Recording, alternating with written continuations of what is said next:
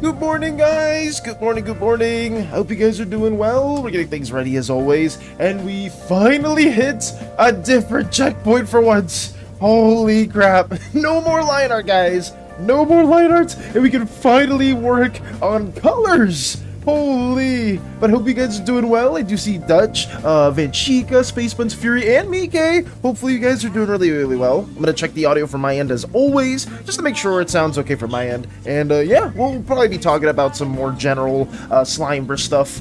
So, but yeah, let's see how that sounds. One second.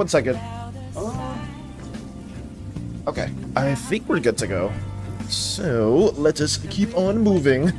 Oh, also, how have you guys been doing? Oh, Slimeverse is here as well. That's good to see. We didn't get too much stuff done yesterday just because it was usually like my fairly off day, so we mainly just got like this kind of planet covered or colored as a whole. Basically, just Useus, pre-Jelly Bean, or like I guess, is it pre-Jelly Bean? Or it's like the very beginning where it's just a small little thing, the first thing that comes into the existence of the Slimeverse, and then we just kind of added some of the first life forms that spawn within the planet itself. Coloring, my favorite part. I would say coloring is gonna be a little tricky for me just because some of these landscapes I didn't think too much about how it's gonna look, but overall we should be fine. What a timing. I was about to send messages for feedback. Oh, were you sent Avatar? I mean, if you do want to send some stuff, by all means, send them my way because I can definitely respond to them right now too, since it is still the beginning. 53 stream streak, yippee. Oh my goodness. I'll say that is a while ago. Hi, who are you? Oh god. So let's see how we have this set up. Okay. 53 streams is crazy. I am the short king. Me to Valis? That is not a canon at all. No siree. The short, oh, I don't even know what that word means, so I'm not gonna say it. I mean, it's probably something okay. But let me keep on working from here. We have planets, and then we also have that scene that we can't really work on yet. We drew this a while back too for the depictions of the primordial slimes and the primordial wild gods, so we don't really have to cover that too much. But our next scene is pretty much this. We colored it a little bit, but most of you have seen like the primal stages of Useus, how it's just forming and expanding, ever violently shifting around. I'm going to be coloring this one in, and hopefully I won't struggle too much. Usually in the coloring stage, I don't know like what specific colors I want for the scenes, but it should be fine. It shouldn't be anything too crazy. For the Slimeverse, I made a space dwarf race for the Slimeverse. Oh, are you talking to Fury about that? Sent 5 photos. Ideally 3 would have been better, but I want some details. Got you, Sun Avatar. Got you. Yeah, let's check that out right now. Let me see what we have in store. Okay. I mean, 5 is okay. Oh, wow. Wait, you did this already? Holy crap. How long did you spend on this stuff? For those of you that don't know, Sun Avatar's working on a car project, or like a racing game sort of project, and they already have stuff like this finished. Have you been spending the whole day yesterday or the days before just working on all this? This is crazy. Oh, see, these cars look sick. We have the Celestius S54 Nebula, and then we have the Celestis S53 Flux. These are pretty cool. I think for me, the purple one definitely does stand out a bit more just because I guess there's more like glowing bits to it, but both look really, really sick. Thank you for sharing this with us. Strider thinks those cars look sick. Hey, Strider! I would say the cars look really, really cool. Sun Avatar showing us some more progress, some different shots for their car project. So it's really, really sick. Both of these are nice.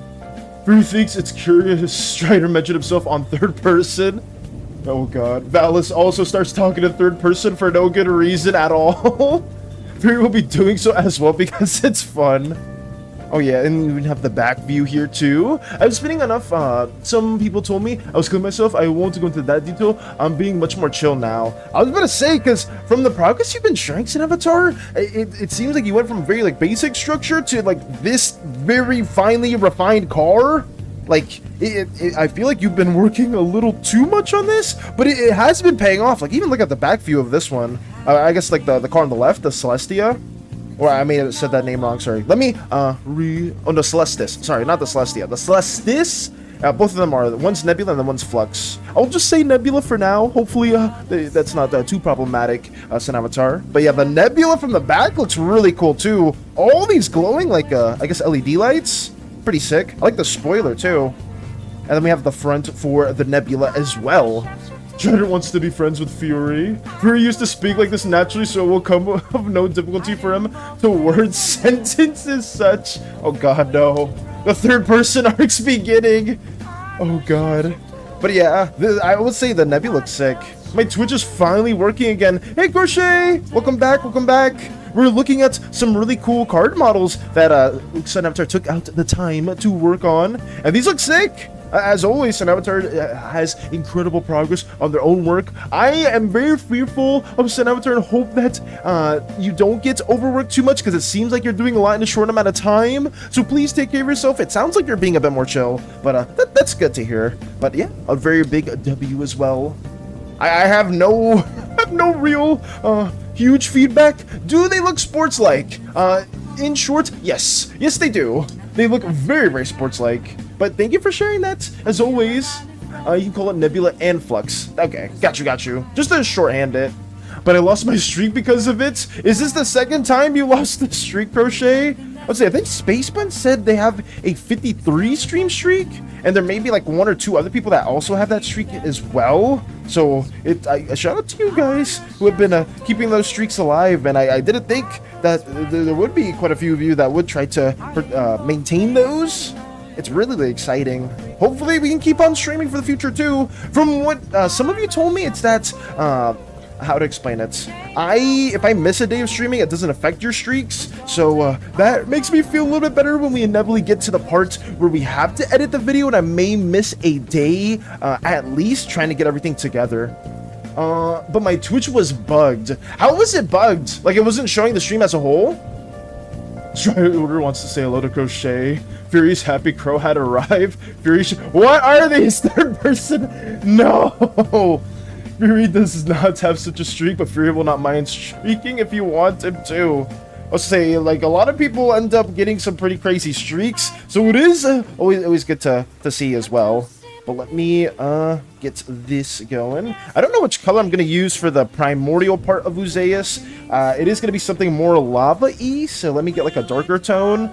I did know that this was going to be more of a violent landscape that I did want to add, but we're basically just going to be blocking this in. Nothing too crazy. It would only load the chat, but it wouldn't load the video or sound to stream. It was just perma-frozen. That's so strange, Crochet. And, like, did you try on mobile as well? Or were you just on desktop? Or was the problem on mobile/desktop? That's so strange. Twitch has been weird for a lot of people recently. Like, some people haven't been getting notifications at the right time. Some people get it, like, way later than expected. And then some people just wouldn't get it at all. And that used to be a common thing with Koopa. Like, Koopa wouldn't be getting any notifications sent to their followers. And I would get it, too, like, when I follow Koopa. But maybe it's just more of a Twitch end thing as well. I'll not accept this weird acting of this person. How can I still bring the Aether Keep into the Slimeverse? I'll say, with all the third-person stuff that's going on, Dutch. Pretty fun, honestly, to make those car models. Those two are my first ever car models. Ever zero experience. With those being your first, really? I mean, that's insane, too. I think you're just a really talented, like, 3D creator, just, like, artist in general, Avatar. If you can make those cars and you had no experience prior to that, that is insane. But I'm excited to see how you'll, like, I guess, how to explain it, work on top of that style, or keep getting more stuff going. Crochet on mobile? Okay. That's so strange that it wasn't working on mobile. Because most of the time, people on mobile don't really suffer from any issues like that. but I wonder what it was. It could have been like more of the phone itself, like a hardware thing. But actually, I don't know how old your phone is, Crochet. Like, I don't know if you have a newer model or like an older phone. Because I know for me, since I have a really, really old iPhone, it tends to not really work too well on a lot of programs. So it ends up being a bit of a struggle. But yeah, happy for you that you're finally all out to the Lineart hell. Thank you, BK. Because the Lineart section was, I mean, I didn't mind it, but it always it takes me forever to get past that stage. Even though like my coloring is not the best, I'm more of a like a black and white type of artist where I work in Lineart more so. But I do like just coloring. It's a bit more like chill. I mean, Lineart's not like super hectic either. It's just it's a bit more relaxed for me. Also, hello, Fluffy. Welcome, welcome. Nice to see you too. How have you been? Did you just get back home from work, or are you up to any other fun shenanigans? I saw my question about the keep, and it's not a small, like it's giants. Hello, did I miss anything? Was there a recap? Hey, Vector! Nothing too big has been missed just yet. We're working on the coloring stage. We didn't really get too much coloring done yesterday just because it was more of a chill day. Tuesdays and Wednesdays are generally slower days for me because I don't want to like overwork myself. But we just got like the little jelly bean, the very primal stage of Uzeus colored in, and now we're just working on the first shots of this like prehistoric era of the slime world. Fury welcomes Vector as well. He has many friends. Hello, let's go. Strider wonders, is Koopa here? I mean, Koopa usually or sometimes tunes in a bit later than most people, or than like some people here. So if they are here, they usually make themselves known. But they're probably either sleeping or doing their own things at the moment. Who is Fury now? Fury's been like a longer time supporter. At least I remember Fury used to comment on our older YouTube videos and stuff like that too. So Fury goes way back. You could argue that they're one of the OGs. At least anybody that's saw me through like TikTok or YouTube Shorts and not like originally through Twitch is kind of like some of the pseudo OGs, since I started like probably a year or more prior to streaming. So yeah, I used to stream last year. Like I did it for like a week, but then I don't know why I stopped. It makes, I actually don't know why. Yes, I'm gonna work on my warlock pretending to be a rogue backstory. Let's go! I'm happy to hear that too, Fluffy. I hope it goes very, very well. Fury is a short who had been around since before most. Strider think that Strider can help Koopa. And why does he say he's a short king? I am the Dwarven King person. I mean, maybe that's a question you gotta ask Dutch. Dutch, you have to maybe ask Fury specifically. Also, hello, Lux. Lux is just raving, dancing. Nice work. Thank you, Vector. We're trying to just get everything blocked in at the moment. Hopefully it's gonna make more and more sense once we get things blocked in as a whole. Like there won't be like so much overlap, and then the whole scene will come together. I don't know why I do this for some of these scenes, just because there's not a lot of movement that happens, but it helps me break it down. I'm just used to it. Hopefully in the future I'll find like a more efficient way, because like I think one of the questions asked before that Benchika said, I think specifically, was, oh, like why don't you just do like everything together in like one scene, like scene to scene, like you'll do the line arts, color, and rendering all in like each scene. It's just, I used to dabble with that. I've tried different ways, and this is just what works for me, or this is what I'm the most comfortable with. I mean, there's probably different ways that you guys are more aligned with and prefer, but it is just something that I like, even though I could probably find a much more efficient way. Want to know what I have so far? Sure. If you want to share it, Fluffy, I would love to, because I'm always open to more D&D backstories or just OC backstories as a whole. Fury would like to know the person named Dutch's height? Huh? It's official. I'm ordained. I'm a minister. Hey, Bear! Welcome, welcome. With the hype, it's official. You're a minister? Congrats on being a minister as well, Bear. I hope I'd assume your day is going even better now that you've had that occur. But welcome, welcome. Oh no! How many months? Hey, on. How many months to finish this? This video, probably, hopefully within this month, but we'll see, considering how long it's been taking me so far, getting everything done. He does not refer to his online height. Fury also wishes to know the height of Strider. You want to know everyone's height? Strider is 4'11". Mine is, I think, the oldest, but also small. She's a daughter of a famous rogue, rogue that disappears when he is on a job. Her mother gets paranoid and makes a pact to deal with someone. One day she disappears, and my character wakes up with the power her mother had forgotten. Wait, the power her mother had gotten, not forgotten, had gotten. The first time she used her power, she lost control of her power, and a lot of people got hurt. Ooh. So she made a pact to deal with someone, but she doesn't know who the pact was. So her mother gets paranoid and makes a pact to deal with someone. I'm curious to know who specifically the mother made a pact with. But maybe that's just a later down exposition or a plot development that your character would probably learn as the campaign progresses. I mean, that's interesting. I do like what has been shared so far, Fluffy. Fury is referring to real height. Fury is proud. He is likely going to be the shortest of all. Once the occupant of that spot, Strider ages and grows further. Oh no. Oh yeah, Val, luckily I got the art finished last night, so I got a session later today. Ooh, let's go. Wait, later today, Mike? Or I guess since it's over in Australia, it's like 12 or 1 a.m. or something like that over there. So you're talking about like later in your day, because when I think of that, I'm thinking like, wait, it's like super late where BK is? Is it gonna be like an hour or two from now? Because that would be horrific as well. Let me get to this going. Fluffy with this 50 stream streak as well. Damn. I'll say some of you guys have really crazy streaks, but it's nice to see. It's very, very nice to see. I'm happy you guys have been tuning in to our little Slimeverse endeavors for so long now. I'm actually just a bit taken aback by that as well. But hopefully we can keep on streaming for even longer than that. But thank you for sharing that, Fluffy. Thank you. Fury will Kyle to save. Fury is 5 foot 1.25 inches tall. Fury, do you have a character in the Slimeverse? Strider is impressed with Fluffy. Oh yes.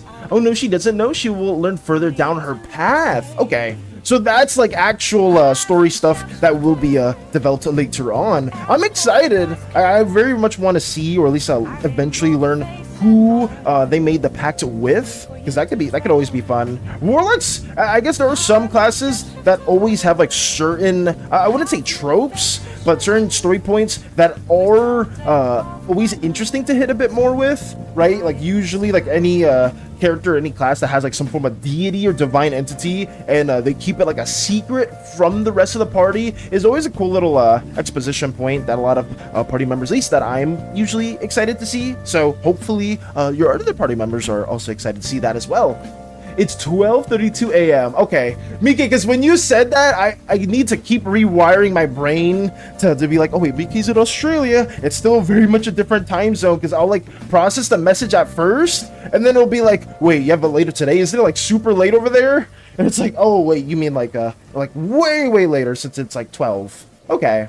And have this day's meal, and it's a rice pot and flatbread. Okay. Rice pot and flatbread. That sounds pretty good. Very, very nice. Let me keep this going. He would like a purple slime or perhaps an anthro animal. However, he would like to meander and gather more knowledge on the variety of species in case he finds a species he likes. I was just about to say, Fury, we will have more species developed later on. I still need to work on the Auroran. That's one of the more earthly races that will be included into our Slimeverse endeavors. We did reach that goal a while back, and I have a bit of a backlog of stuff that I still need to get through, guys. But I do appreciate the patience as a whole. We are just trying our best to get this finished in a timely manner, while also blocking everything here in. Me too, if I get to play her, she's a backup character in case one of my characters dies. How hard is your guys' TTRPG, Fluffy? Like, how hard is the campaign? Because I know usually some of the DMs that I've played with, they'll like dictate, or they'll like say how hard the campaign's gonna be before the characters are made. It's like, oh, this will be like a long-term campaign in mind. Just if you have like one specific character you want to flesh out, then go for it. Or it's like, oh, this will be like more of the challenging side, or it'll be like a one-shot. So I may have asked this question to you or to somebody else before, but how has your DM told you how they're gonna approach that specifically? He's on the fire. Also, yeah, my character has a giant Komodo dragon that's called Oven. And if he is a biologist, he might be confused by my character as his arm is made black opal. I'm the odd one out here. I look forward to my party members' reaction to the arts. Are you the odd one? I guess in terms of time zones. But I mean, we've had quite a few Aussies as well tune into our little streaming endeavors. But I mean, it does change quite a bit, or at least time zone wise.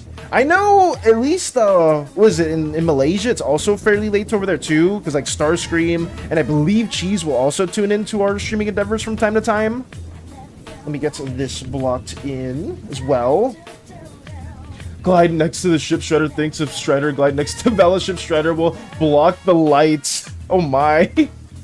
I mean, I would say the ship does have interior lighting. Fury wishes to get into Battleship again too. Definitely, so no one need worry. Like that now.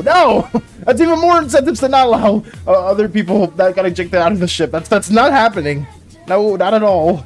Also, hello Zen. Hello. We're trying to color more of this stuff in as we speak, and we've been learning more about D&D character backstories, specifically Fluffy, who's been sharing their amazing character as well. Actually, wait, I think I shouldn't be coloring that in. I think I blocked... Oh, no, it's only supposed to be right here. Let me take that out right now. Okay, I think that should be good for the most part. I need to color in these bulbous orbs that are coming out of the planet itself. Very welcome, Spy.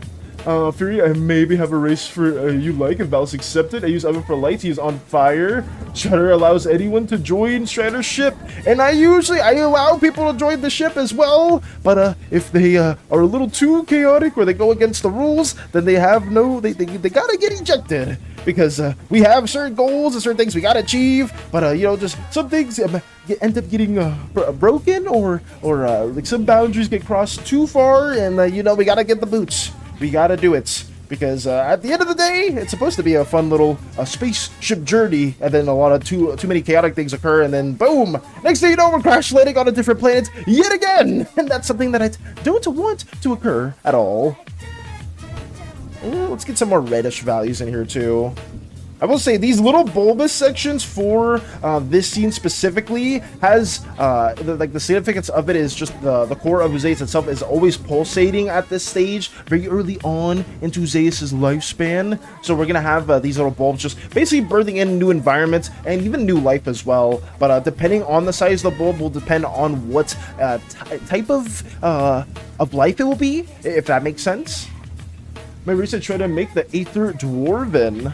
Who's curious what species are currently in the world? In terms of we don't have like a bunch of canon races just yet, Fury. We will be working on that more once this video gets fleshed out. But currently, the focus of the Slimeverse is the slimes and the oozes themselves. So we haven't been working on too many other races outside of that. There is an anthropomorphic race on the moon. I believe Radio has some lore developed for that, and that will probably be shared in the near future. I will probably have to talk to them and revise that too. The Vitons are another race that are canon for sure. Those are the current race that we are gonna be visiting in season 2 as well. I'm back in the building again. I just started a new model and I haven't finished the last one. Why must I do this? Are you making like a new, like the same model that you did for your own character as well? Gonna go make some food. Might join again later. Got you, Fluffy. Hopefully you make a wonderful meal. And thank you as always for stopping by. Same applies to everyone here. Whether you guys say you're just stopping by for a little bit or just stopping by for the rest of the stream, either or. Thank you so much for taking the time, at least to share more of your D&D backstory. And also talk to us as well. But got you. Can we work on making my race canon? Because I will like that in my thing. I would say we have other things that we do need to prioritize as well for the current time. But the Aether Dwarves is something that hopefully we can make canon. It's just that I still need to work out the Auroran and other individuals as well for the Slimeverse.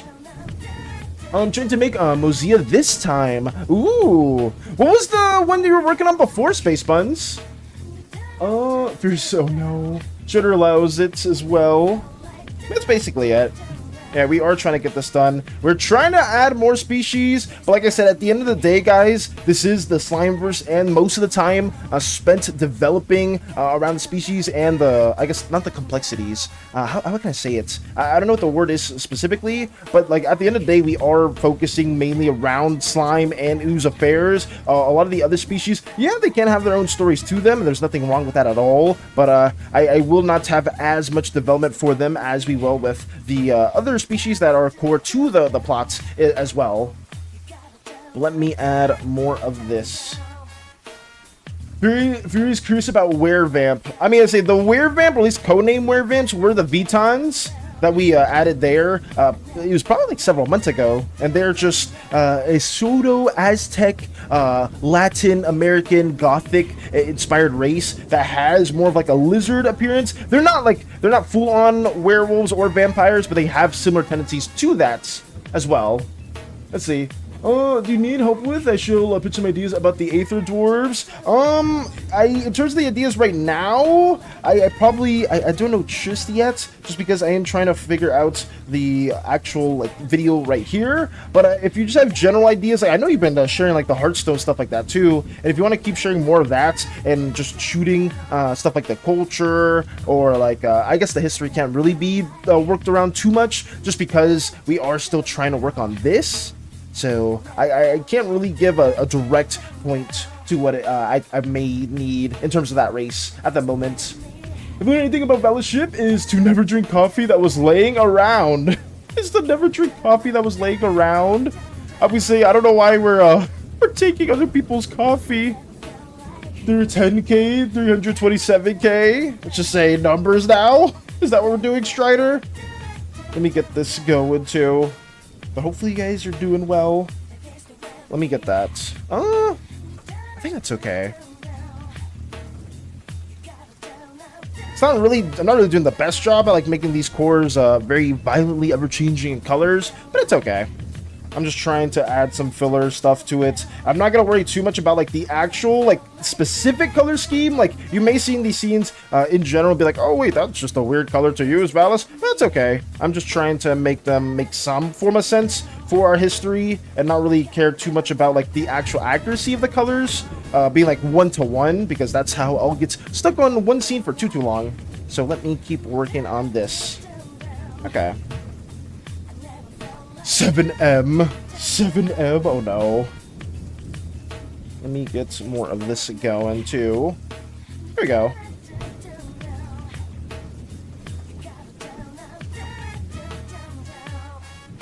Don't add too many different variants to these little pores, I guess you could call them. Yeah, we'll just leave it like that. I need to keep these blocked in. I keep taking out the blocking, but for some reason.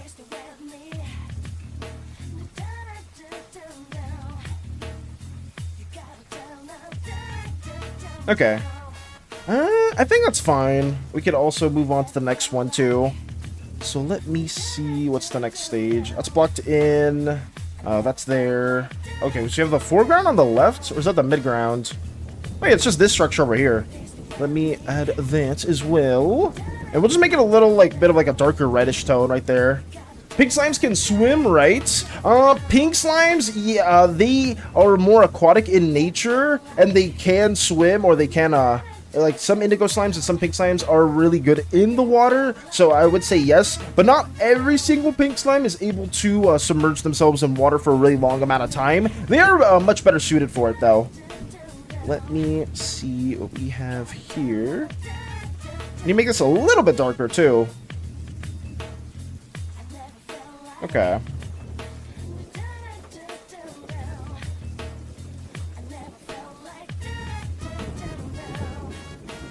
He sees that Vitans are to sacrifice beauty sports combat. He believes there may also be a divide between them due to the fact that Saloon is siphoning away their essence. Oh, Saloon? Wait. Is siphoning away their essence? Fury believe? I'm gonna stop that so I can speak properly. It's all good. Basically explaining on the race, their door is made of stone and brought to life by the thing called living Aether Stone, and they can use normal Aether Stone to upgrade themselves. Their main place of living is called the Aether Keep, a giant fortress bigger than planets, as it's made from many, many mined planets. I'll say.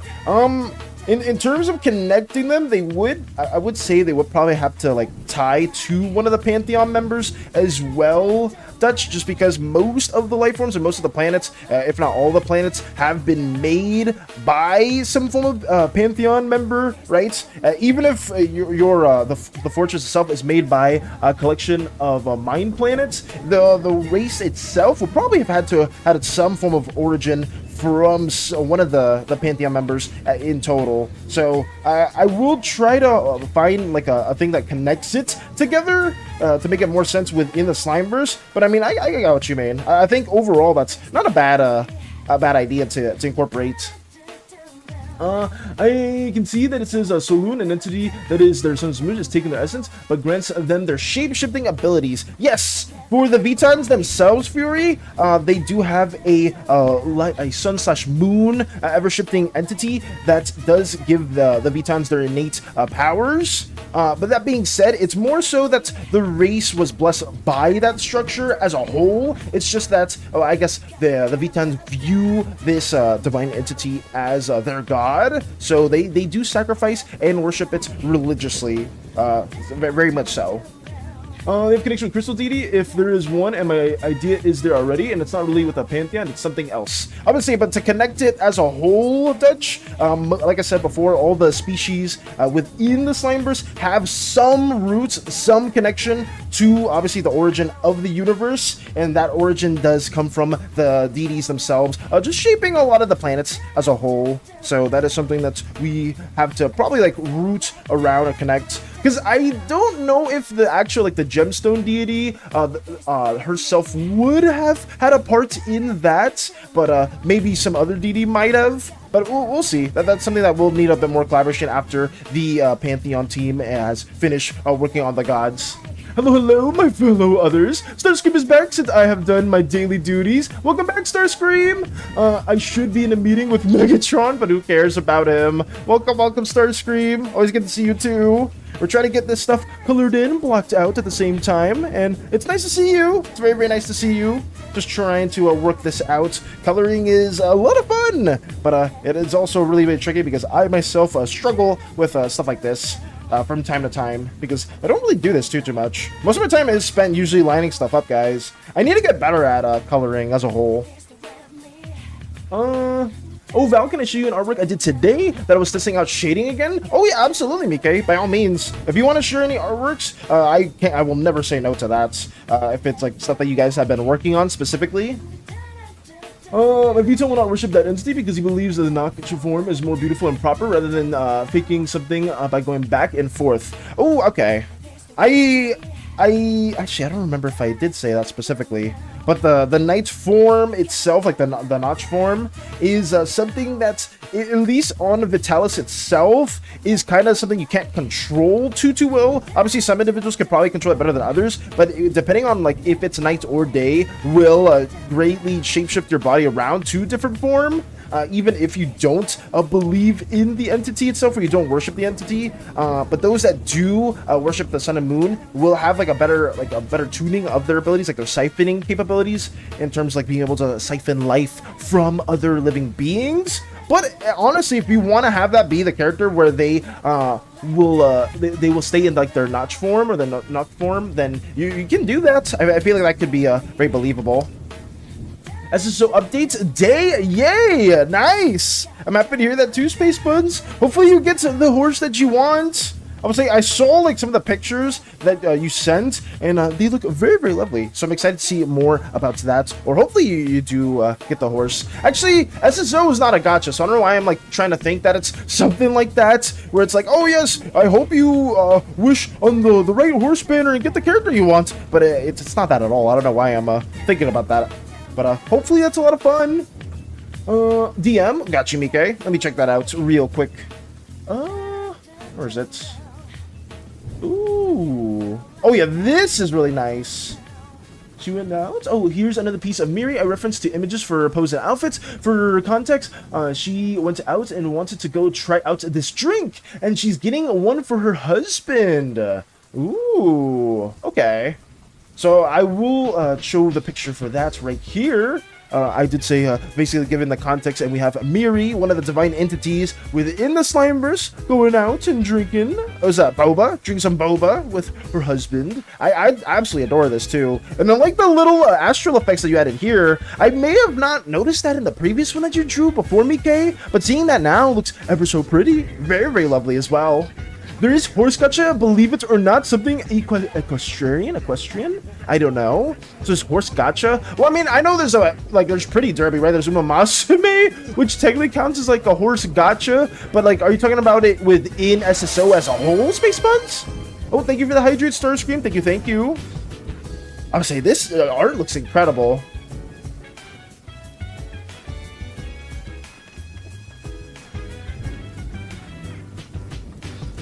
There we go. Okay. It's the first Thorian King, was born of the first planet to ever die. He was made of completely living Hearthstone. This is ultra rare. Their race follow his guidance. So here you have it. Got you. I would say, I don't know specifically just yet who would have made the planet, the original planet to have died, just because we haven't finished the Pantheon stuff just yet, Dutch. But thank you for sharing that with me. Thank you. And also thank you as well, Mike, for sharing this with us too. Let me move that over there. Here we go. PK, yes. PK strikes again. PK strikes yet again with another glorious artwork. I've been loving the traditional stuff a lot, Mike. It's really good too. And obviously, I mean, since you did get a lot of the markers, if I do remember correctly, it's been looking incredible. I will say some of my favorite artworks that you have worked on traditionally have still been those, I don't remember which characters it were, but it was the ones that had like a very thick, like pseudo grainy line art to them, like an inky thick line art, because I'm always a fan of like thicker line art characters or just art styles, and seeing that was really cool. But thank you as always for showcasing that. No different game. You have to get horses by either breeding or getting them from the gacha. Wait, so SSO has gacha then? I didn't even know that. That kind of sucks. But I mean, hopefully the gacha isn't that bad, because if it is, then it's just unfortunate. They have to add a gacha to everything now. It's really just lame. Because, I mean, did SSO always have that system, Space Buns? Or is it just a now thing? You missed it, but do they gain power taking away each other's essence? It says that's how they grew. Yes. So in terms of like their life essence siphoning, yes, they can siphon essence from the planet itself. VTans will also siphon life from one another, but that's a much more obviously a very malicious thing to do. So usually a lot of the V10s will either go like hunting for the sport, for the love of it, and they'll like siphon essence from the stuff that they kill. They will also siphon essence from just like the very environment itself. So they can also siphon essence from other life forms, like other species too. They don't do that often, just because the V10s have a fairly well-structured society that is recognized galactically within the Slimeverse. So that they tend to just, siphon life at a... how to explain it? At a, I guess, a legally understated discretion. Like they won't actively siphon the life out of other living members. They will just more so go for like plants, other types of like environmental life forms. So a lot of planets may or may not wither away because of the way V10s siphon the actual environment around them. I only have 2 sets of markers. I'm a little sad because the one I like using a lot is about to run out. I might have to buy another set. Damn, it's already going out. How long have you been using the markers for, Mike? I've been using them for a while. Because I know you've seen quite a few drawings, but I didn't know they were going away so fast. Let me, actually, I don't want to, I'm just going to leave that one same color. I don't know why I'm really trying to go in depth with this.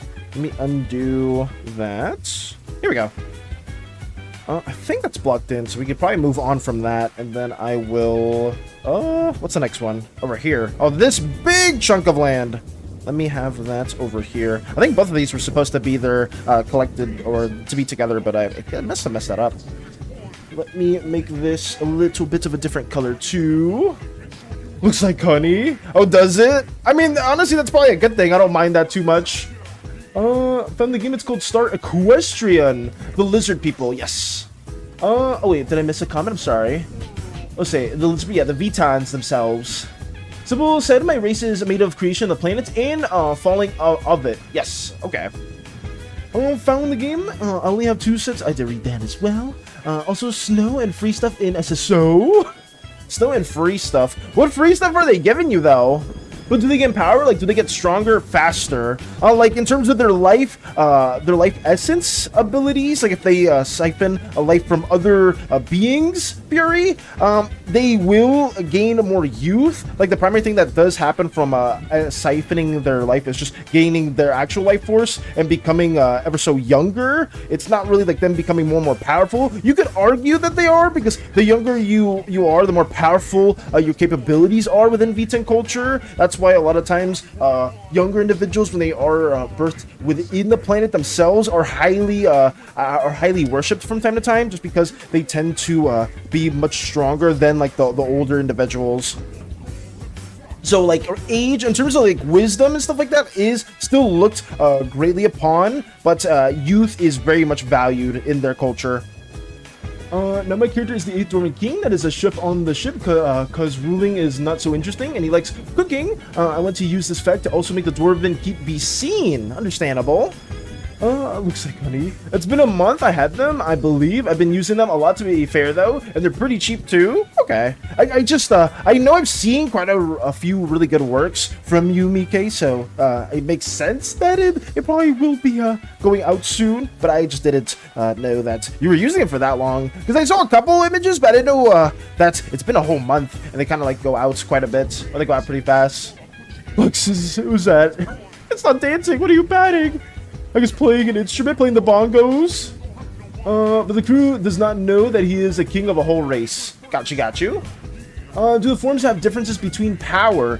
Yes. For the lizard form, it's much more aquatic, and they can like swim around within their environment pretty easily. They have a much more heightened strength as well. They're very, very athletic when they're in their more like lizard form, their notch form. And then in the actual, like, more humanoid, less anthropomorphic form, they have a greater sense of life essence siphoning. Like, they're able to be more vampire-like, I guess you could say. Starscream says, free stuff is new pet in attack with free Star Rider code, I think, but that's a common occurrence, so met to that. Okay, so it's nothing like too crazy in terms of the free stuff they're giving you, Space Buns. I mean, the new pet sounds fun. Getting a new pet's always cool. Let me get to this also worked on. Is this the same thing? Oh yeah, it is. Okay. I'm like pseudo messing it up. Should I have that in a different layer? Maybe, potentially. Yeah, I'll have it like this. Awesome. So, yes, Fury. What are we sewing? Let me get this also ID'd too. Here we go.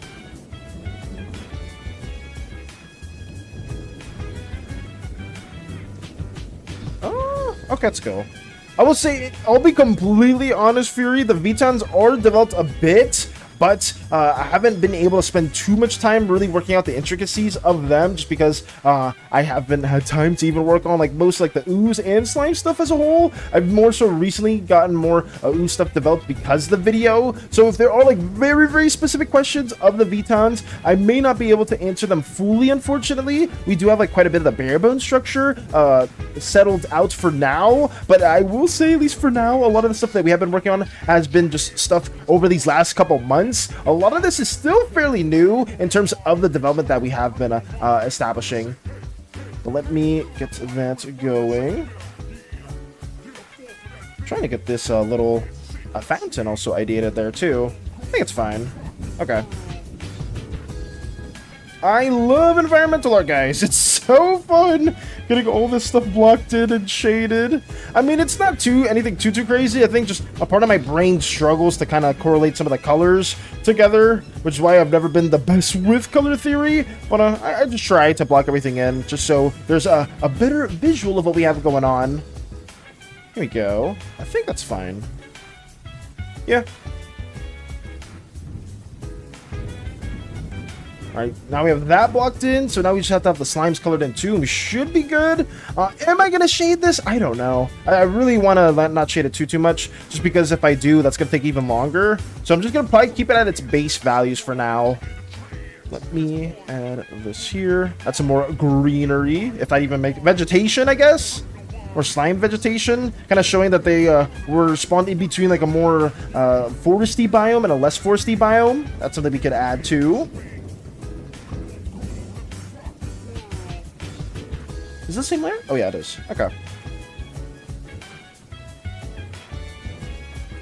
Useus is ever shifting. Oh, it's always moving. Even though, like in the present tense of the Slimeverse, Useus itself isn't shifting a lot. It's more so keeping itself in place and still expanding slower. And obviously, a big part of that has come from the advancements that the slimes enacted onto the planet. But we have been trying to fight against that. Obviously, there's still some slimes that don't fully agree with how the oozes viewed the expansions, or like how they viewed just Slimeverse technology and advancements. But it's something that still, for the most part, is widely regarded as something that they do keep in check in terms of not expanding too invasively to the planet itself. So that's something that we got going. Oh, do I want this to be green? Something like this, maybe. Like them just like kind of looking at this very violent landscape. Because there are some little, I guess, protrusions here, but that doesn't necessarily have to signify that it's some grass. So let me have it like this instead. Here we go. I would say probably all slimes don't I've never really seen this early stage of Useus when it was forming, so that's something that people probably will have to, well, I guess they probably wouldn't know. So then you probably have like some historians and archaeologists, I guess, that would kind of make up some pieces and trying to think how the planet looked originally. Like, oh yes, actually, all of Useus in the beginning was very much underwater. It wasn't actually its own, how to explain it? It wasn't actually like a whole volcanic wasteland that people make it out to be, because if it was a super ever-shifting volcanic wasteland, then we would have much more of that now. And then you just have like people arguing about that. It's like, wait, you're making no sense with this at all. Like, what do you mean? Like, the planet itself obviously shows signs that it's always changing itself. So why would we not have a very different biome before? Kind of like, I could be wrong about this, but what was it? I may be wrong with this because I probably saw like a video of it a long time ago, but Earth, like at the very beginning, was like a lot more volcanic-y, if I'm not mistaken. Like even before Pangea ever existed, but I could be wrong about that. Let's see. Also wants a language. Is that stuff? Also want language. Is that stuff a made-up one? What language in particular? I bought my guy. Oh no. Let's see. Oh yeah, Useus. I can't type it right now, but it's not interesting for my race as it does not have a crystal core. Got you. I would say cores, they don't... Oh, I guess it's not a crystal core, so they're not interested in mining it. That's good. I'm sure if people were trying to, after like the history that has occurred within the planet itself, they probably wouldn't want any other race or any other species of mining the planet itself. And even if some individuals did try to mine Useus, I'm sure the Pantheon themselves, like some would maybe be favorable of trying to see like, oh, I'm curious, how would Useus look like if the core was just siphoned away? But like most of the Pantheon members have some sort of, I guess, I wouldn't say allegiance. Is it not nationality? But they do still hold a dear sense of affection to the planet that they originated from. So they probably wouldn't be for anything that is in terms of like the destruction of Useus as a whole. Also, let me move the fan over real quick, guys. Give me 1 second. That's Diaz in the second half of the phrase. Oh, in terms of like a language, there's not really an established one, Fury, because I haven't even had the time to really flesh out the Slimeverse stuff too. Like I said, Fury, the VTONs aren't super well developed. We haven't been able to have too much time to really get them fleshed out, just because we've been working on this stuff. So stuff like language, I don't know, politics, culture, like social norms, and like a bunch of like smaller things as well. I probably don't have like a good answer for that at the moment, unfortunately. necessarily, but once we get closer to season 2, I will have more stuff like that worked on. It's kind of similar with the oozes, where I didn't really have too much stuff with the oozes of kind of like established at the moment, but then once we got to the video and worked on more of the Oozaic War and the history of that, we got way more of that also fleshed out. And even big shout out to Mike as well for giving more ideas in terms of like the eastern region for the Ooze kingdoms, like Zukio, because like that's gonna spawn a lot of really cool ideas there as well. So it means nothing. I would say it means something in terms of like I did use Latin elements for some of the naming, but I don't have like a full-on language just yet. Give me a bit because I want to draw a mall, but I never drew one. I want your help. How can I improve my mall drawing skills? Perspective. Improve on perspective, Strider. Look at reference images, and then if you can break down a mall in like by basic shapes, like break it down to basic shapes, you should be generally good to go. Yeah, like drawing a mall drawing any environment can be tricky, and I'm not the best person to go for environmental advice, but I would always highly recommend just trying to study from perspective and like understanding how forms and shapes work. And if you can like do that, you can probably do a lot of things. Like let me see, let me just get like a general idea of a mall. Mall image. I guess you want like the interior and stuff like that too. So I mean that's something that you can like maybe ideate or draw out. So let's see. I'm trying to find like a good image here. I can't really. I could copy and paste this. Will this be okay? Maybe I can like copy and paste this image just to like do like a small example of this. Let me see. Give me just 1 second, because I mean I can like show like a brief thing of what I'm talking about. Let me go right here, and then I'll go. Can I paste the image? There we go. So I have like a little mall interior right here. So something that I would probably do if I want to get better at like drawing malls would be to break it down in perspective or break it down into simple forms. So like I would probably do like a study of it real quickly. Obviously that's not going to be the best example, but obviously with more time you could like basically break this down to simple shapes. So you'd kind of find like the horizon line here, which would probably be fairly high just because we are looking from a higher angle. So something that helps me quite a bit too whenever I used to do a lot of perspective studies is to try to find all of the vanishing points. So I would connect this. I would draw like any of these lines outwards that are kind of like showing a specific direction. So, right, like we can see this lane right here connects to this one, so that could be a vanishing point. We could even draw more lines as well. Something like this. And you kind of see like a general location where the camera's focusing on. So something like that. And you kind of have like a general location right here being the vanishing point. So if the vanishing point's right here, then you'll probably can assume that the horizon line's also going to be over here somewhere. And because the horizon line's there, we can also break down this into grids and kind of show that right here. Have that extend outward. And then you can just basically break all these down into a simple perspective grid. You can also argue that this is a 3-point perspective, because if you kind of show where these columns are facing and you make them all go a certain direction, they'll eventually connect, because you can kind of see through how the camera lens is situated. All of this will eventually go down to the point where they will find also another vanishing point way down here. So it just basically understanding how different 1-point perspective, 2-point perspective, 3-point perspective, all that works. You'll basically be able to break down any scene and be able to implement that into your own works as well too. Oh no. Don't drink, what's wrong with you? Wait, who's drinking? Will it not make him sick for some time? Because it takes probably a lot of energy. I didn't spear, no, couldn't be me. Hey Myth, welcome. No problem, I was just spitting random ideas. And usually those random ideas help greatly. Let's see. Also a toxic, even then drinking is a depressant. Wait, what are you guys talking about? Did I miss something? It was a small fridge. I would say, don't, if you're a minor, don't drink. That's bad. That's really bad. I don't encourage that at all. But that's, I guess like a pseudo point that I was trying to say. Just try to find a lot of mall images, break them down, try to find the horizon line, vanishing points, and you should generally be okay. That's just if you could understand the fundamentals, you'll be able to make this like it's nothing. So like if I kind of like loosely use what I've studied here, or like what I kind of look at here, I'll have like a top-down angle, and then I can like have like my own grid, and then just put basic shapes that represent a mall into this landscape as well.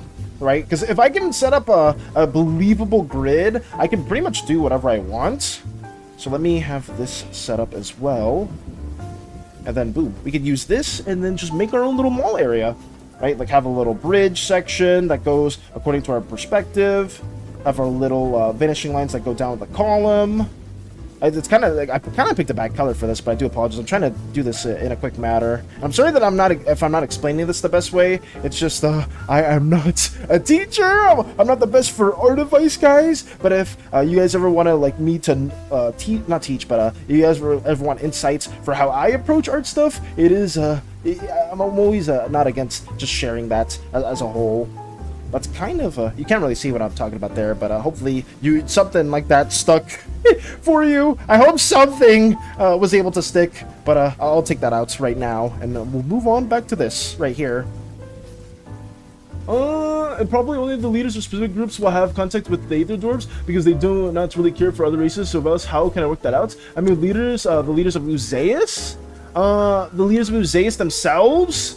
Oh, in terms of like reaching out to them or talking to them, how to explain this? Uzeus as a whole is widely regarded throughout the Slimeverse since it is the original planet that emerged within our universe, and since there have been a lot of galactic colonization from slime kind as a whole, a lot of different places, a lot of different corners of the galaxies do know about Uzeus, since that is where a lot of different civilizations have arose from.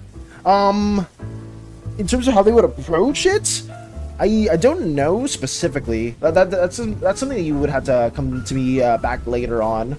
I have to go now. Good night. Take it easy, Starscream. Take it easy. Take it easy. Mention my character will not be very well loved by most society, or hey, maybe he's respected, sacrificing one form for his beliefs. I would say probably that would be something that a lot of the other V10s would look down upon. So if you do sacrifice the form and the beliefs, then for sure most of the V10s would probably not be on your side. They probably wouldn't look at you very kindly. So if you want like a darker backstory, Fury, you can very much incorporate it in that sense. Let me add this too. Let's see. Are you encourage drinking? Oh no. Encourage? No, don't say it. I would say I don't encourage that at all. Let me keep on moving from this.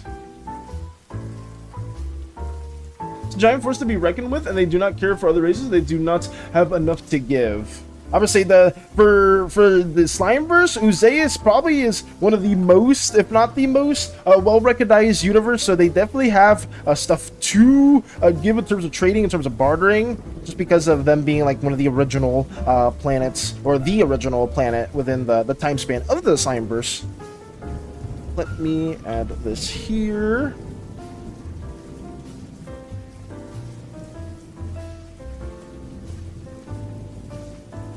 Tech is not useful to them. They have magic rocks. I would say there's more than just technology on Uzeus.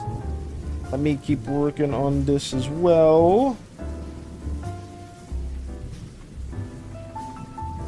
I just like the idea of him being against the entity Saloon and trying to force himself to stay as the notch form. He also will take essence from others if they try to harm him. That's fair. I will say, Fury, for now, there may be some things that do occur for plot reasons within the Season 2 arc of the Slimeverse. So maybe the way your character views or is established for now may shift once we get to that point. But if you do want to keep brainstorming stuff and you want to share other ideas, by all means, please go for it, because I am interested in this, because I know some people have developed some Vuitton characters before. I know there's a certain character that somebody is developing that is going to be very exciting to maybe see. We'll only have to wait and tune in. I'm not sure if they want it to be part of the story, but they did ideate a very, very interesting character that does relate to the Vuittons, and I'm excited to hopefully showcase that later on. For some reason, I know there's a lot of incredibly talented artists here, but some of you guys don't like showing your work too much, and that's understandable. I'm not saying to show your work, but there'll be like some artworks that I see that you guys take a really long time on, and you guys just don't want to showcase it. And that always baffles me for some reason, because it looks so good. It looks so incredible. Oh, let's see. Can I'm back? I get to grab my sketchbook because I'm drawing 2 OCs that I've been obsessed with lately. Let's go! I'm happy to hear that, Myth. What 2 characters are you working on? Or what? I guess not working on, but what characters are you drawing fan art of or art of? Hello, Cheese. Hello, hello. Welcome, welcome.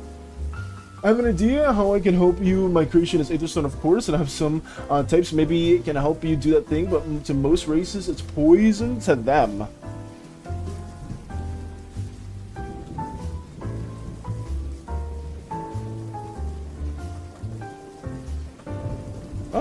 Okay, this landscape is generally set up. Oh man, do I really? I don't want to shade it. I genuinely don't want to shade it. I'm gonna keep it fairly lax because if I start shading this, I'll have to shade everything else. So we'll keep it like this.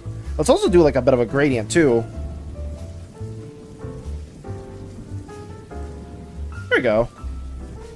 Very rocky, lavally landscape that oddly looks like honey too. But that's finishes well there. Let me block this in too. Lady D, I have now Vitin who dislikes Saloon and wishes to stay as his notch form, killing others who attack him and taking their life essence. He's not a bad guy, but he does enjoy fighting, so he will not hesitate. It thrills him. He doesn't keep his form. Notch is the more physically superior one. Understandable. I would say if that's your character pitch, then I feel we can make it work. We can definitely make that work. Because I think it would fit within the V10 society, or not society, but within the story purposes as a whole. I like it. I like what you're cooking up. Let me have that there. Okay, this should be fine for now. I think I'll leave it like this, and then we'll just move on to shading in our little primal slime brethren over here as well. Me do that. I need to keep remember which is which. I think this is Cleo's primal form. The only issue where I'm struggling with this right now, guys, is that some of these slimes look very similar to one another, at least the primal versions. There's like 3 or 4 slimes that have like sort of beastly ears, so I'm trying to remember which is which, but I remember Cleo has like this kind of rounded tail, and I don't think... Actually, is this Cleo? No, because let me see Miri specifically. But Miri has the star ears. But you're not really seeing the star ears from here. Okay, but then over here you have Cleo as well with a rounded tail. They look too similar! I almost obviously messed up right there, so let me redo this. Should I do that as Cleo? I mean, there's 2 right here, so I should be fine. Let's see. 2 C's I came up with listening to a song. Hugo Vivian, and Owen Julio. I hate them, but I also can't live without them. You understand? I feel, for some reason, I know some of us could definitely relate to that. I feel like Space Foods could definitely relate to that too. Well, not the song thing, but just like having no C that you hate but can't live without. I think a lot of us may have like 1 or 2 like that. I personally, I don't know if there's an OC that I hate that I've made, but just really like at the same time. Usually, I can't think of one at the moment, but I know most of us can probably relate to that. It's now pinned to my clipboard for future references. Nice. What is your meaning about Aetherstone, me Fury? Huh? So I can tell them. Which is? Okay, but I'm still asking something to you. Wait, what? The Aetherstone? I was like, I don't think Fury really knows too much about the Aetherstone stuff, and even that's still kind of like in development as well. Let me add more of these. I'm trying to think of an OC that I made in the past that I very much hate but can't live without as well. But I know there's definitely that's a very common thing with a lot of different artists. I'm trying to think though. I don't know. I actually can't think of one at the moment. Here we go. Blocking in... Oh, did I mess it up? Blocking in Cleo as well. I think I made Cleo a little too orange. Let me change that real quick. Well, that's too yellow. Something maybe a bit brighter. Here we go. That can work. And then make the eyes a golden darkest hue as well. This is supposed to be super simplified. I'm angry. Why are you angry, Strider? What happened? What happened? No. I'd say nothing about that. He just forced himself to stay as Notch through sheer determination and willpower. I respect that. I'm very much down for this character idea too, Fury. Just pure determination and willpower. I wonder if there's other VTONs that would do the same thing, or they would like find what your character's doing like admirable, because maybe they don't also like the heavy sacrifice nature that a lot of the VTONs also partake within. So maybe that could be pretty exciting. Do you know why? I guess not. I may not know why at all. There's no get special abilities, but poisons most races has many uses, like maybe staying in notch form and knock form. I would say maybe, potentially, but that could be a bit of a stretch. We do need to find a way to really balance these things out. Lost your pen? Oh, did Strider lose their pen? Is Strider working on stuff at the moment? Let's see. Okay, so that's there. Which one is this one? Oh, this is like every other slime. Well, I can make the really green one here, too. Let me add them in the same layer. Being nice don't always mean kindness. We'll come back to you. Me, probably. Wait, huh? Oh, it's a question? Let's say, you didn't draw my drawing yet. Ah, I see. That's, that's a really reasonable thing to be upset about. I said it again. I do apologize for this, and for anyone that is waiting for any like doodle requests, guys. I'm actively working on this as we speak, trying to get things done at the moment, but like it takes a while, guys, and hopefully you can be very understanding.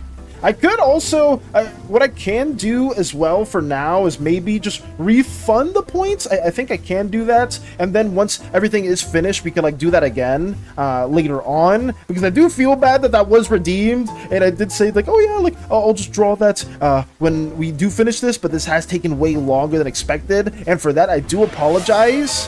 So maybe we can like establish that later on as well. Also, thank you for the hydrate and posture check, Fury. I must arise again. I probably should... actually, can I I maybe should have disabled it for this. Let me stand as well. Oh, let me drink some water.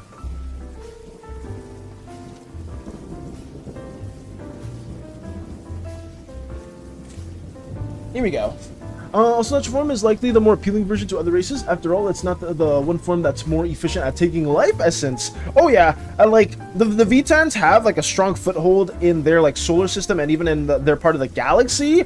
But you can definitely believe that a life essence siphoning race definitely is not well regarded in some other places, especially in some of the other planets that may be more druidic or enforce life as a whole. They probably look at the VTONs and even see parts of their planets that are withering away and dying, and they're like, oh yeah, I don't want to do any exchanges, I don't want to do any things as a whole with this group or this species. Let's see. I have a Goblin OC named Clorm Goldslave. I imported him to a game called Age of Wonder 4. His eye became evil in a way I can only describe as personal. Clorm, no, I'm responsible for his existence, and he's angry about it. Wait, they're aware? And now they're just really upset at it? So they're aware that you're their creator? In a way, can only describe as personal, and knows responsible for his existence. That's interesting. I'm sure there's other characters like that, similar to that too. But that's really not. I'm interested in learning more about the Clorm Goldslave. What a name, Zen! What a name! Oh god, that's interesting though. I'm trying to think of one. I'm still trying to think of ones that like any OCs that I've had that I really dislike, or but I can't live without. Like a love-hate relationship, but I don't know. Not one's coming to my mind unless it's more of like a minor character from like a story that I've drawn, like a character that doesn't take a whole lot of a screen time and whatnot. But then again, that wouldn't be like an OC that I'm a big fan of. See, my guy isn't a bad guy. Just ignore him having killed several of his own species and enjoying it. Oh god.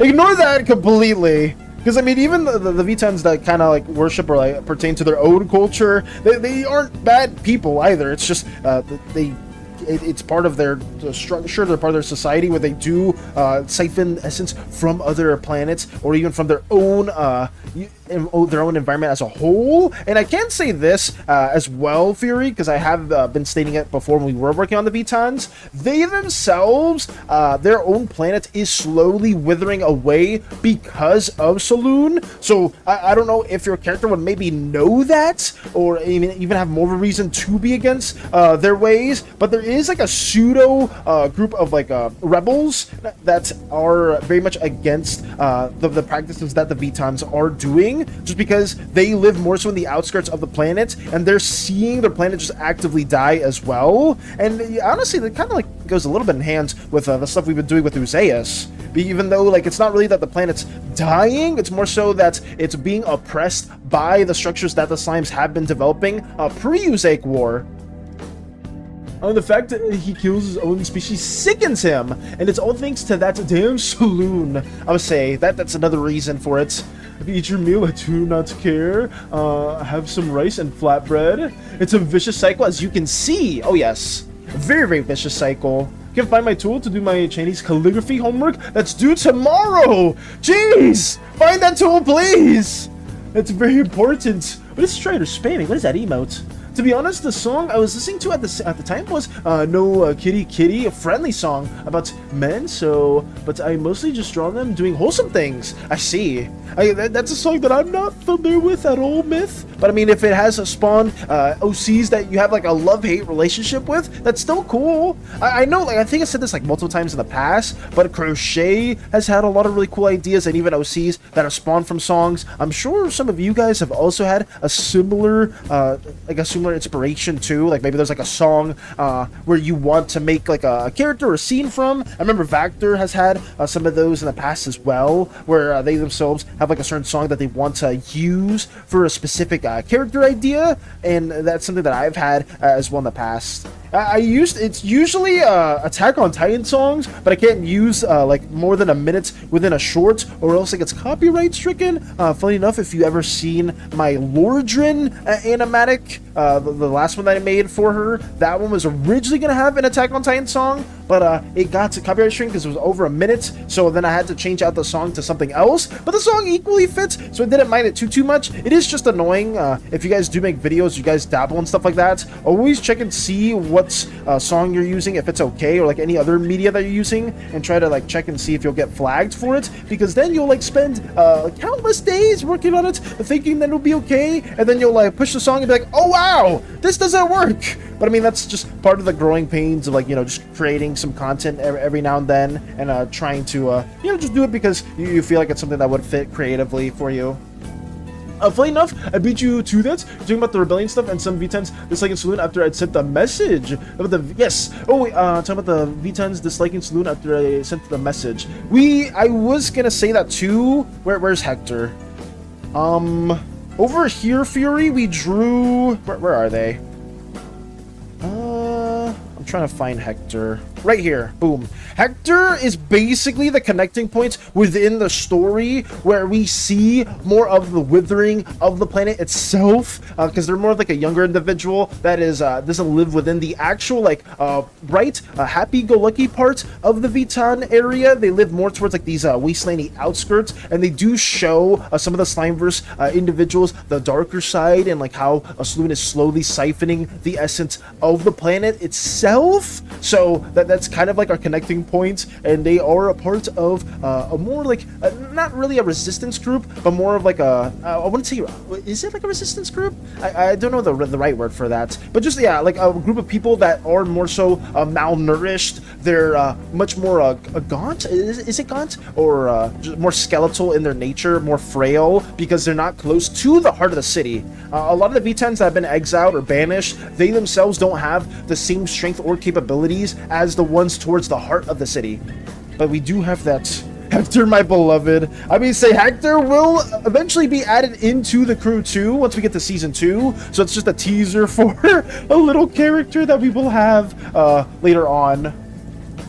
Kalorn targets me every time I put him in a game. He builds 3 cities around me, then declares war. I panic whenever I find him because he wants Zen, the human, dead. I'm gonna say that's kind of terrifying. I'm not gonna lie. Like, that's a crazy, like, cool idea too, Zen, where like you created something, like maybe it's in like a video game or something. That program hates you so much that they're gonna like do everything in their power to wish your erasure, the ceasing of your existence, where maybe they will themselves into reality. I forgot. I think that was like a plot for Star Rail. I don't know if you guys, if any of you here saw like 3.0 or Amphorius, but I could have sworn one of the characters in there hated like their gods so much, or like knew that they were within like a never-ending cycle, and they're trying to constantly try to kill them.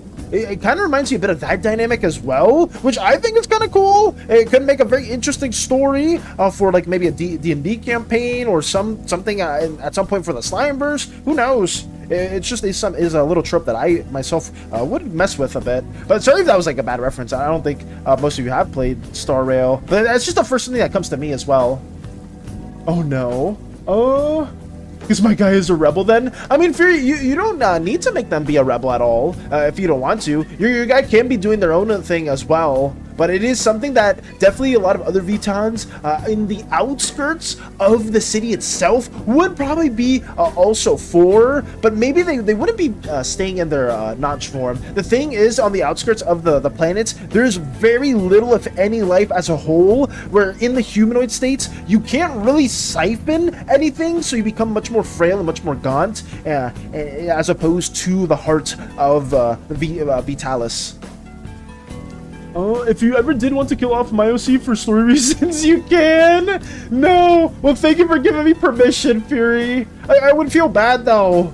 Strider's dancing. Me standing behind you saying you should not go that way with your ship.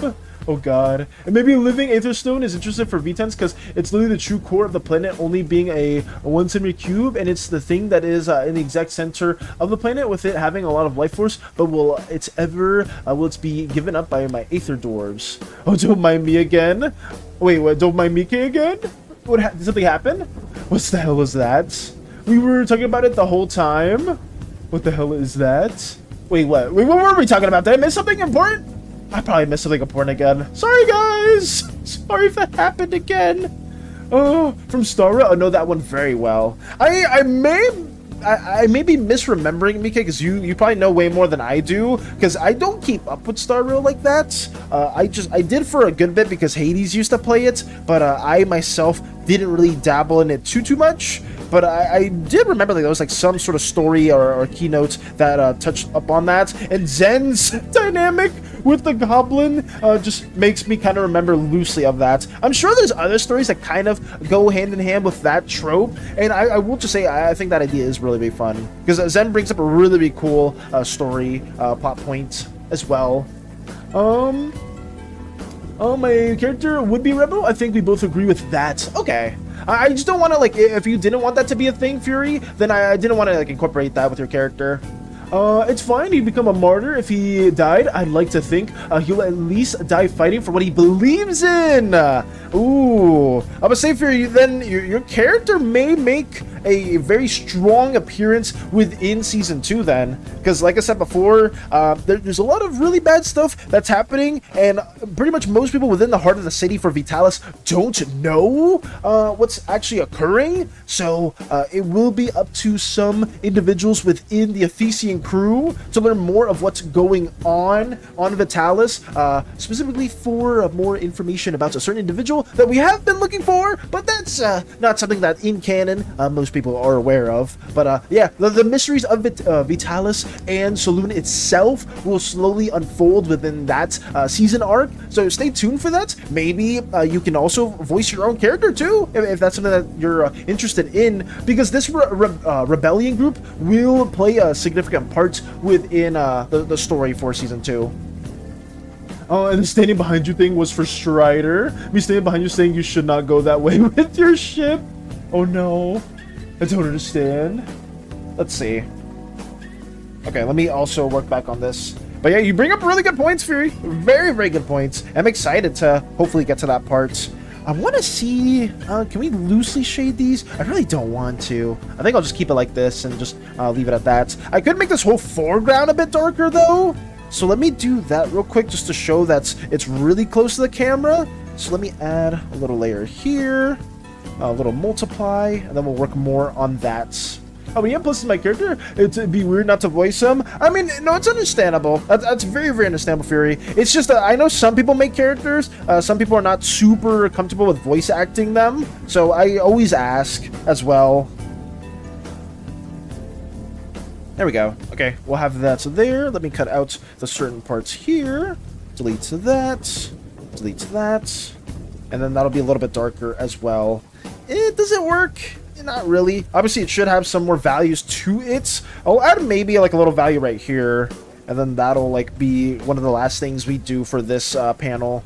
It's not the rendering that I like, guys, but it'll work for now. It will work for now. Let me just do that. Let me do a soft layer. Dallas, how big is your ship? It's probably the size of it's like I forgot specifically the width of it, but just it's like around like it's 8-ish skyscrapers in length, or like not like fully laid out, but it's not like a super large ship, but it is fairly big. It used to be a lot smaller, but thanks to Mika and other individuals within our crew, we have been able to expand it and give it the defenses that it needs in response to any invaders or any people that do try to board our ship without us knowing. So it is much more well suited now than it has been before. Let's see. I'm from voice acting. Anything says anyone. Issue is my range is not too great. I'm monotone. I don't have that deep of a voice. That's all okay, Fury. Like I said, I'm not trying to get the Matt Mercers, the Troy Bakers, or whatever of voice acting. I'm just trying to look for people that if you guys are passionate about lending your voice in for a role or two, then if that's all I could ask for, right? That's all I could really ask for. So if that's something that you want to do, then sure, I will extend that out to you as well. I guess for that then, if it is your character, I won't have obviously a listing, but sometimes there will be listings, and if you want to have more of a say within the voice acting area for our videos, I will extend that further as well. Okay, I think we're good now. I'm not sure if there's too much else to really add here. Oh, let me set this up in a layer too. Forgot to do that. Matt Mercer's the official voice of SANI, though. Zan, you weren't supposed to spoil that. How could you? Yet again, another voice actor has been leaked.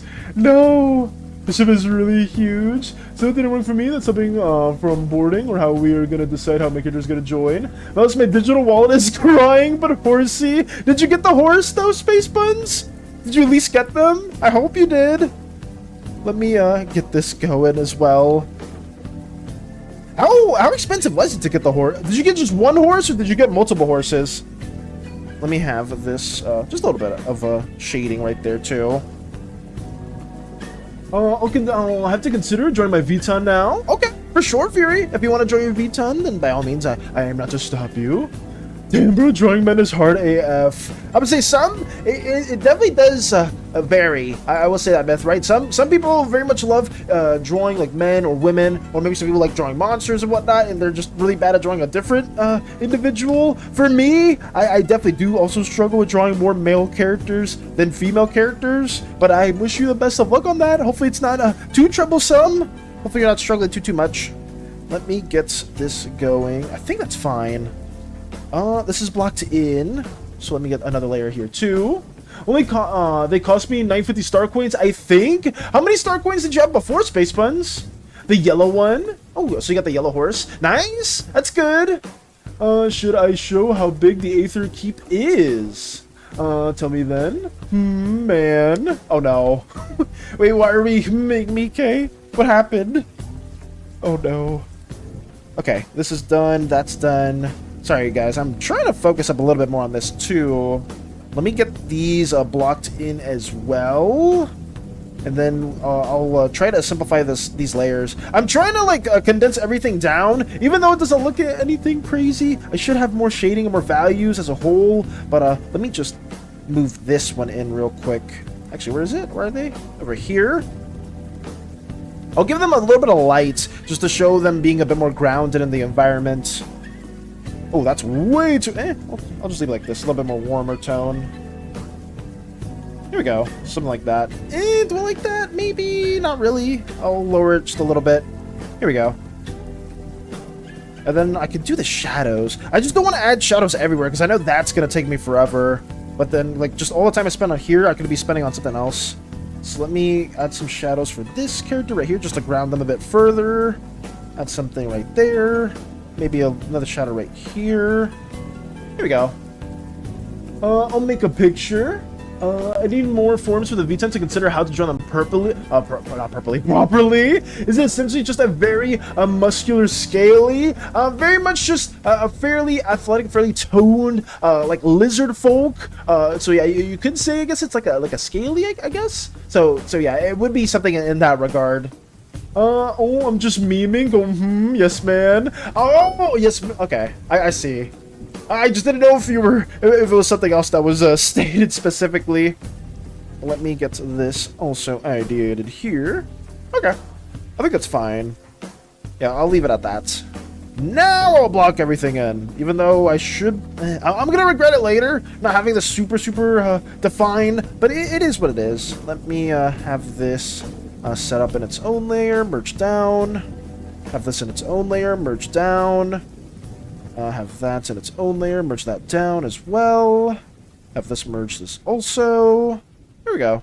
I'm trying to merge. This is a new approach that I'm also taking, guys, because whenever I do get to the blocking phase, I end up losing. Oh, not losing, but it ends up taking a lot of time to render everything. So I'm trying to cut everything up to the point where I'm saving up some memory. But apparently Clip Studio Paint's coded in a weird way where even depending on how many layers you have, it'll still get really laggy depending on what actions you're doing. But I'm trying to circumvent it a little bit because I have noticed in the past if I have much less layers, I will not have a bunch of loading problems or saving problems. So I'm trying to mesh everything down right now. But that's done. So now we can move on to the next scene where Miri is slowly sinking into the quicksand itself. So far, my phone is filled with memes that describe their personalities and have a Spotify playlist about them. I'm not obsessed. It's not obsessed at all, totally. A whole playlist. I mean, that's fine. I know, like I said before, I think Crochet also has a playlist for some characters that they have in mind that do want to share too. And I'm sure some of you guys as well have that going on, aside from Myth. Like, I have some songs that I could definitely, like, envision fitting for, like, a couple of my characters. But I don't have, like, a whole playlist, I would argue. But, I mean, that is still pretty impressive. That's very, very impressive. Let me make this a little bit darker, a little bit more red.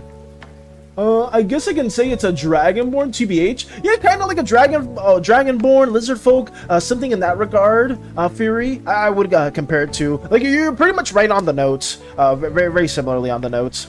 6,400 something. I have 5,451 star coins now. Also hot spooked by a noise in a game. You get spooked by a noise? It's not even the Christmas event, Space Buns. I'm not gonna lie, I did get shocked. I did get a little alerted by the spider that I was running away from when I was playing that game. I don't know why. I really don't know why. I just didn't expect it to be like right behind me when I was playing the event. Let me get some more of these details also rendered in as we work on this. Just more muscular. Oh yeah, Aztec stuff like greaves, forearm coverings, tunic. Got it. Oh yeah, something similar to that regard too. Very much of that kind of clothing, but also I would say, Fury, to combine it with like Aztec and Gothic elements. I didn't do a good job at that. It's just something that I am trying to implement. Like right here, you can kind of see like a gargoyle in a Mayan-esque Kukulkan type of design with like a stained glass windows around it for like the wings, around the stomach area, the back. Like I didn't do the best job at that. If I had a bit more time, I feel like I could have done a much better job. But try to incorporate light Gothic elements into your Aztec fashion. That's something that I do highly recommend incorporating as well. If I crash into you, would it be like a train crashing into a small fly?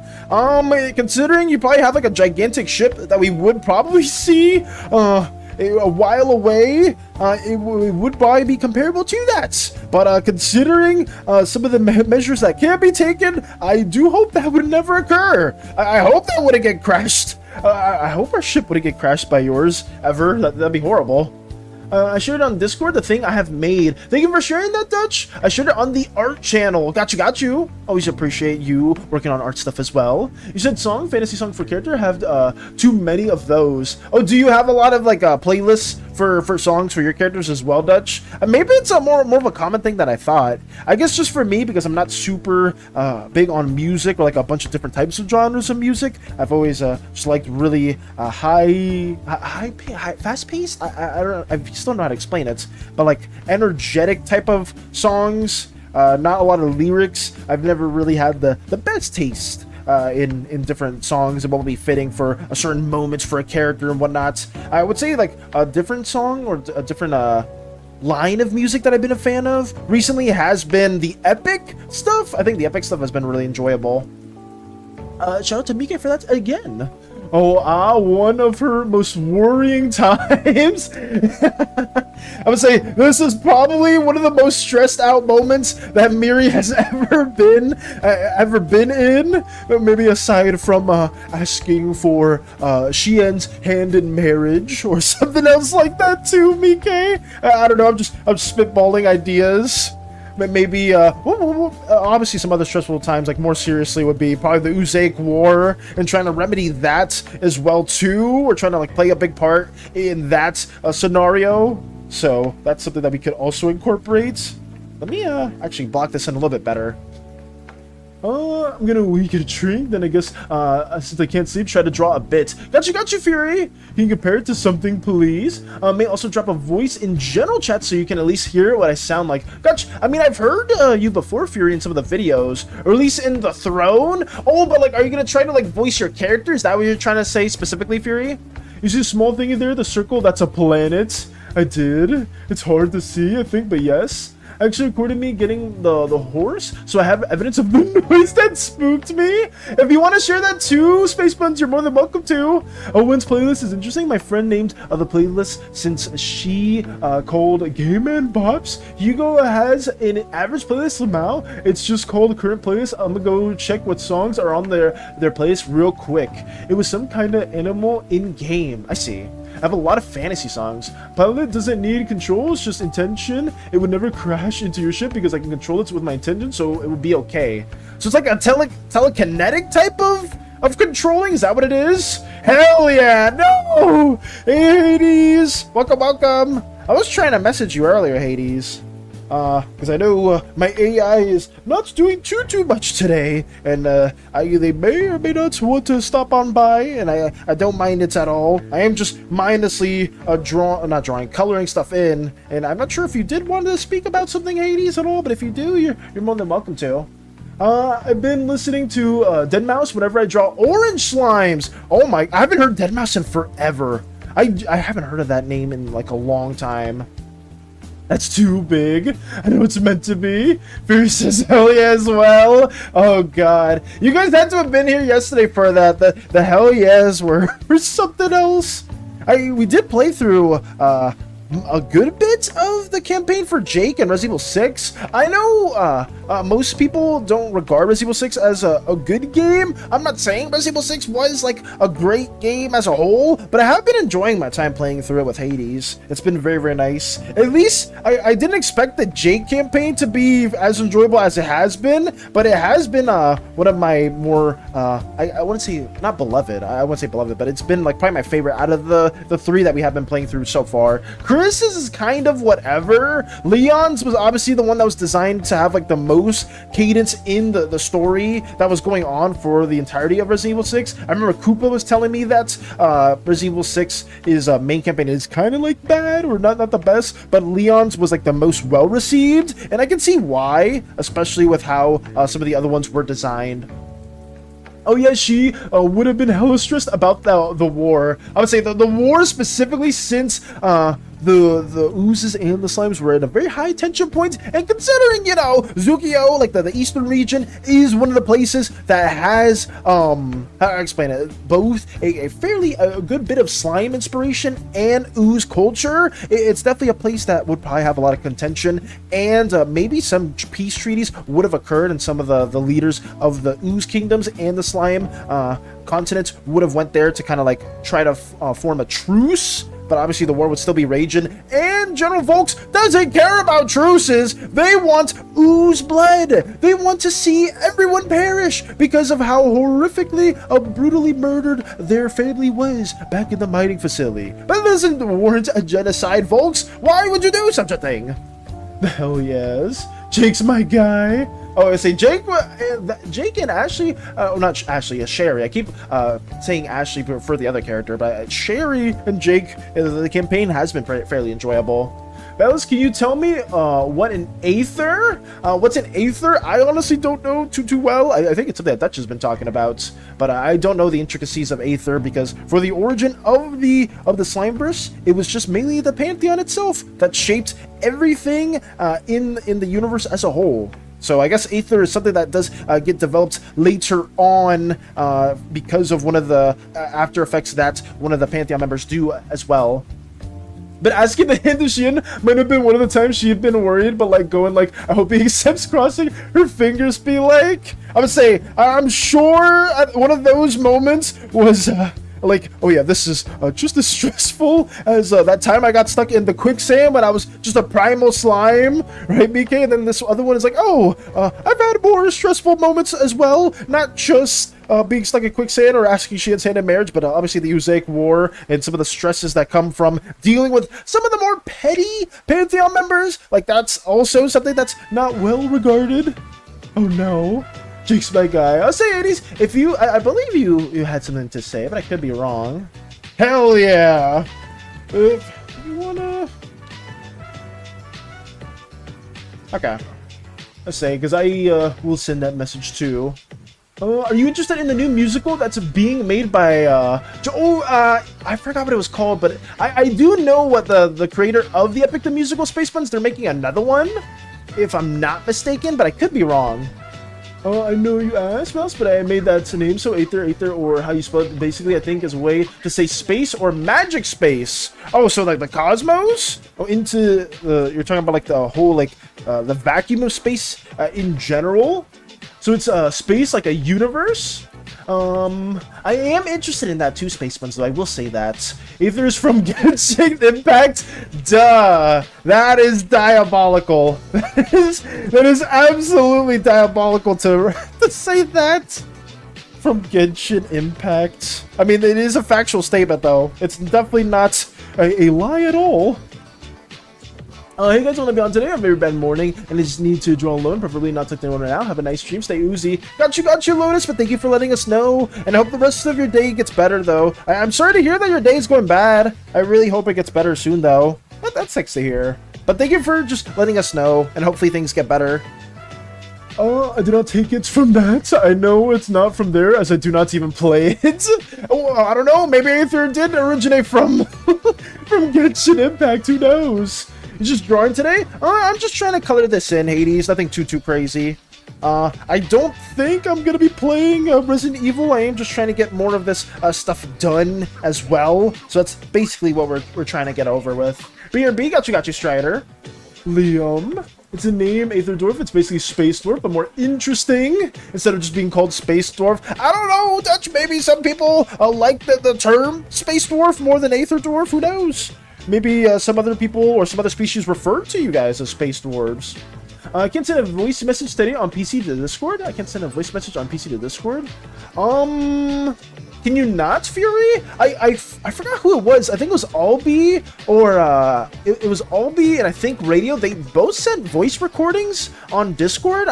Maybe you had to like record it on the actual software itself. Mika's done it multiple times though, in terms of like multiple audio tracks. Maybe it depends what file you're sending. Liam. Me not. I have to think on how they officially met or started talking. I bet say maybe it was around the earliest inspirations, the earliest parts of Uzaius, like when it was forming. Like that's something that you can incorporate as well.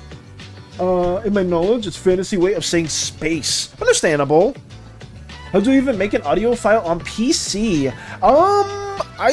I don't know specifically Fury, because for me, whenever I'm recording my own audio, I'm recording it on Audacity, and then I'm just exporting that as either like a .wav file, like .wav file, or an MP3 file. I know Mike's done it before, and Radio's done it in the past. I think Albie did it very easily with just recording the sound on Discord, but I don't know the specifics, unfortunately. Hopefully there's somebody here that could tell you, or maybe there's a link on Google somewhere that could say it in a very easy way, but I don't know the specifics, unfortunately. BRBing. Oh, okay, wait, let's see that. Okay, so the first song on Owen's playlist is a song called Dawn Doda by Dowin, and the first on Hugo's playlist is Atlantis by C. Fret, Two Different Personalities! Okay, so that's the playlist that Myth is referring to as well, in regards to the OCs, understandable. Oh my. I'm interested to see other people's playlists for OCs as well, like obviously yours as well, Myth, but I'm interested to see like what kind of songs you guys have tied to your own characters, because some of us do have very different interests, but it can be very, very wrong. I did not look up anything, it just sounded cool. I mean, I will say Aether does sound cool. Aether does sound pretty badass. I will throw that out there. Let me tell some more of these rocks here too. Definitely have met in the early stages of the world where she was still in mini form. Oh, then for sure we can incorporate those elements. Maybe once more of the how to explain it. More of like the safe havens for slime kind were developed. Mike, maybe around that time, Miri started wandering around and came across Shien.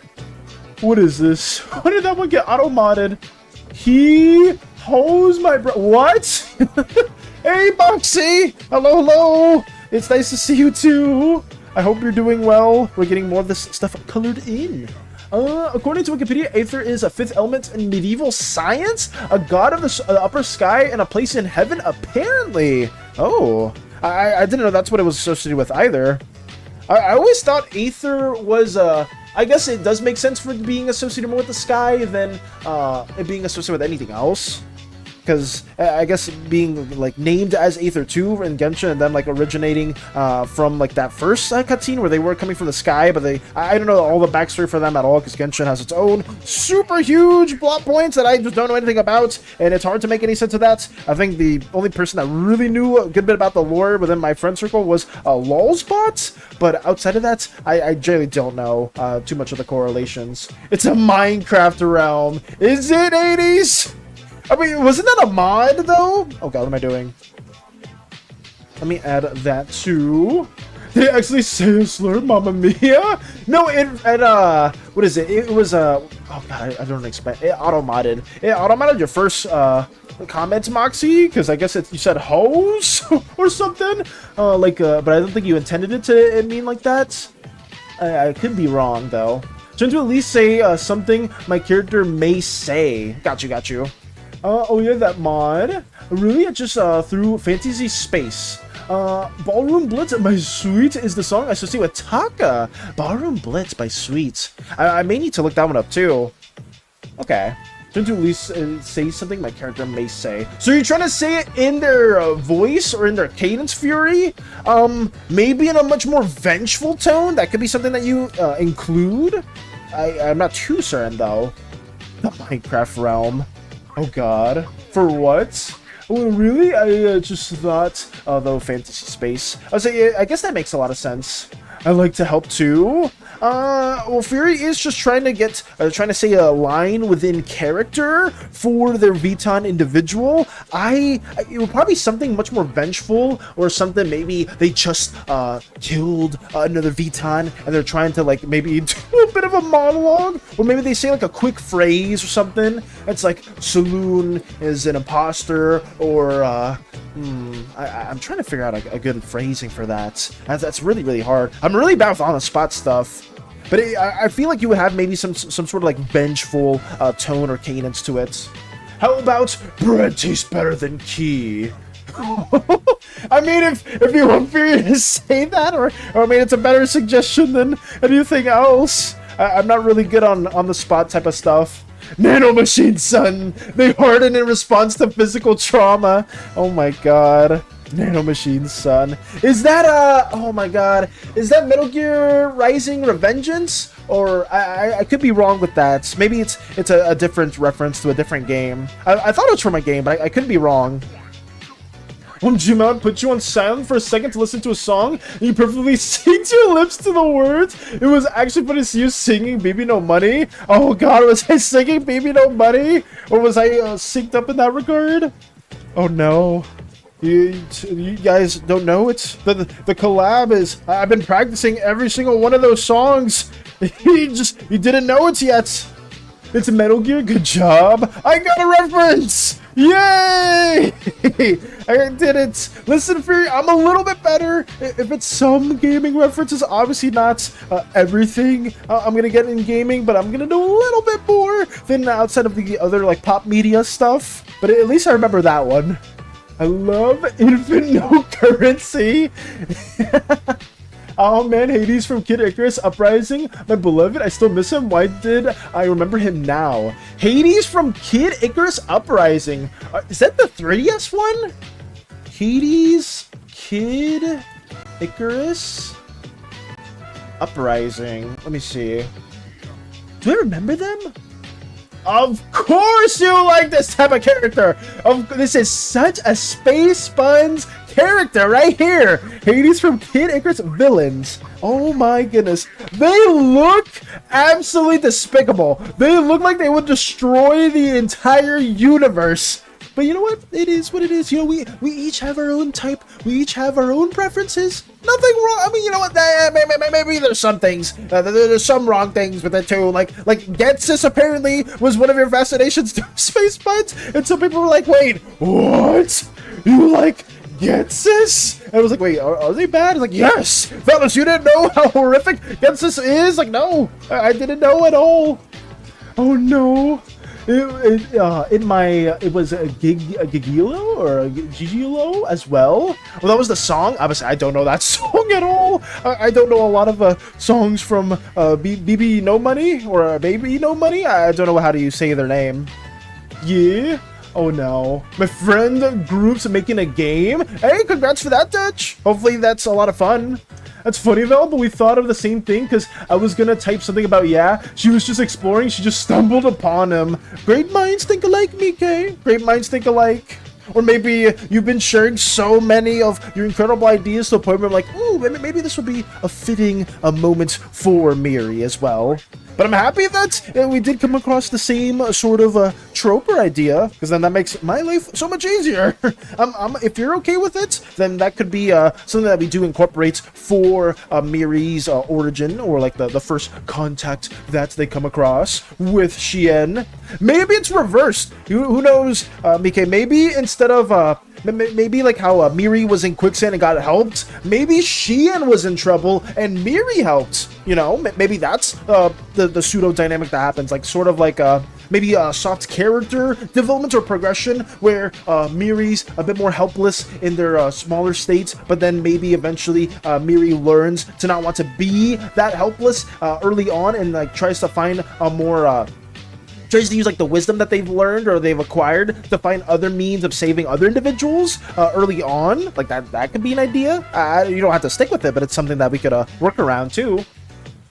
Oh, that's funny, Valis. He also helped kinda save the world, kinda? How? How did, oh, like, that guy looks like a final boss within a Final Fantasy video game. How did they save the world? Actually, though? Did they really? But I am heading out to the Valis. I know they think he is big, but maybe too big. But there is a reason for it, because I would like a little help with that before I go. I don't know if I can fully help you with that at the moment, Dutch. But if you are leaving and you do want to tune in later on to like another stream, we try to stream every day. I can try to get that going. Or if you have like a specific idea and you want to write that out on Discord, you're more than welcome to do that as well.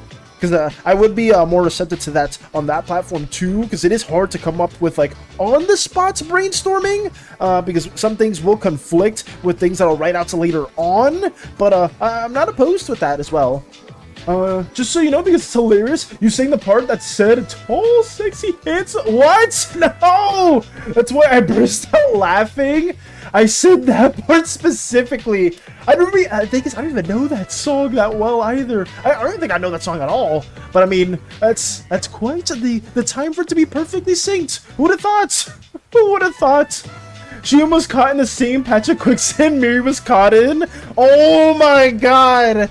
She had just somehow ends up right there. Miri gets PTSD flashbacks. It's like, I've been here before. I know how to save them. And then gets like a like a orange god-like mechanism, a twig-like mechanism, or maybe Miri's own unique way of saving somebody else. Maybe it's neither of these, but I guess it would make sense for her to use something that she's learned in the past because wisdom, you know, wisdom. But we could go cook up with that a bit more too.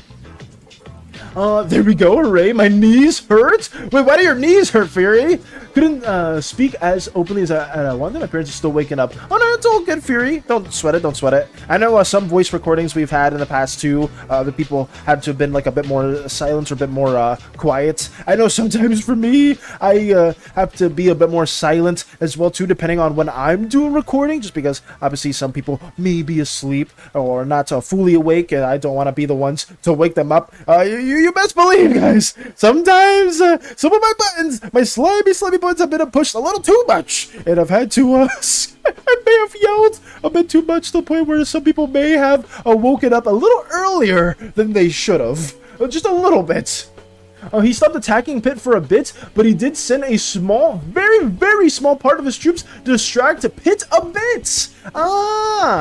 So he unintentionally helped the protagonist Pit out in the game, or no? I never played Kid Icarus Uprising. I saw it as like, I don't think it was a release game for the 3DS, but I know it came out around 3DS time, and it looks pretty fun. I was never a big on-rails shooter guy. The only on-rails shooter game that I really played was Star Fox, the remake one, because I thought that one was a lot of fun. And obviously one of my friends at the time was a huge Star Fox fan. Like, most of what I know about Star Fox comes from them. Let me add this here too. Let me actually put this all on its own separate layer. Okay. Ooh, was that the... Oh, that's the grass. Okay, let me just shape out this as well. A normal planet is smaller than its. A normal planet is smaller than its. Got you. I didn't sit in a chair. I was just on the ground. You're recording on the ground, Fury? Wait, really? Why weren't you sitting on your throne that you got? You could have been recording as a very much a king as well, or in like, I guess, well, actually maybe your character isn't a king, so maybe that wouldn't make too much sense. But you could have been recording in a different perspective. Okay, what's happening? Why did my Norton 360 open? Let me close that. If that's the case, she'd be like, oh no, I've experienced it before. Hold on, sir. Let me help you. Let's go. If that's something you're okay with, then. Because I don't, if you have a better idea that you want for their initial connection point, Mike, then by all means, I would very much encourage that. But it's all up to you. Nope, they got attacked by aliens. Wait, they got attacked by aliens? I don't know the plot point for Uprising then, because I thought that Kid Icarus Uprising was just something loosely inspired by Greek mythology, but I've never played any of the games at all, so I could be very wrong. They got attacked by aliens? Have you played a lot of the Kid Icarus games, or have anyone here played the Icarus games? Because I don't know too much about it. I thought it was something else. Listen to it at some point and let me know what you think. It weighs 100 pounds. It's a pain to move around. It's 100 pounds? What the hell? I'm fine with any of the ideas. Got you then. Okay, as long as you're okay with it. I just didn't know if you had something else in mind, Mike. Because I just thought it was going to be like, oh, I wanted this interaction instead. But I do feel like it could be fitting if Miri does encounter a very similar scenario. And funny enough, big shout does go to Zen for bringing up that idea. Because I completely agree with them. And that would be kind of funny to see. It weighs 100 pounds. Damn, that's a really... How did you guys get it into the home? I guess, well, I mean, it's like any other, like, furniture. But, like, 100 pounds? Hopefully you weren't moving that on your own. I just like the idea that she was exploring and she just hears someone slightly in distress, and then she comes back to check out and realize it was him and being like, oh no. I was like, I've been here before and I know what I must do as a whole.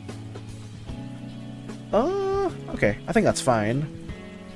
Sorry about that. I'm trying to also incorporate these small elements into it as we speak. But I think that moments could be pretty fun. Okay. Also, Fury did play the voice recording. Fury, do you want me to play it right now? I could also have it. Totally not my Vuitton. If you're okay with it, Fury, I could also play the audio at this moment. Let me have some of these more goopy effects. Actually, is this lava? What liquid would this be? This is more quicksandy, so I may need to make it a bit more orangey.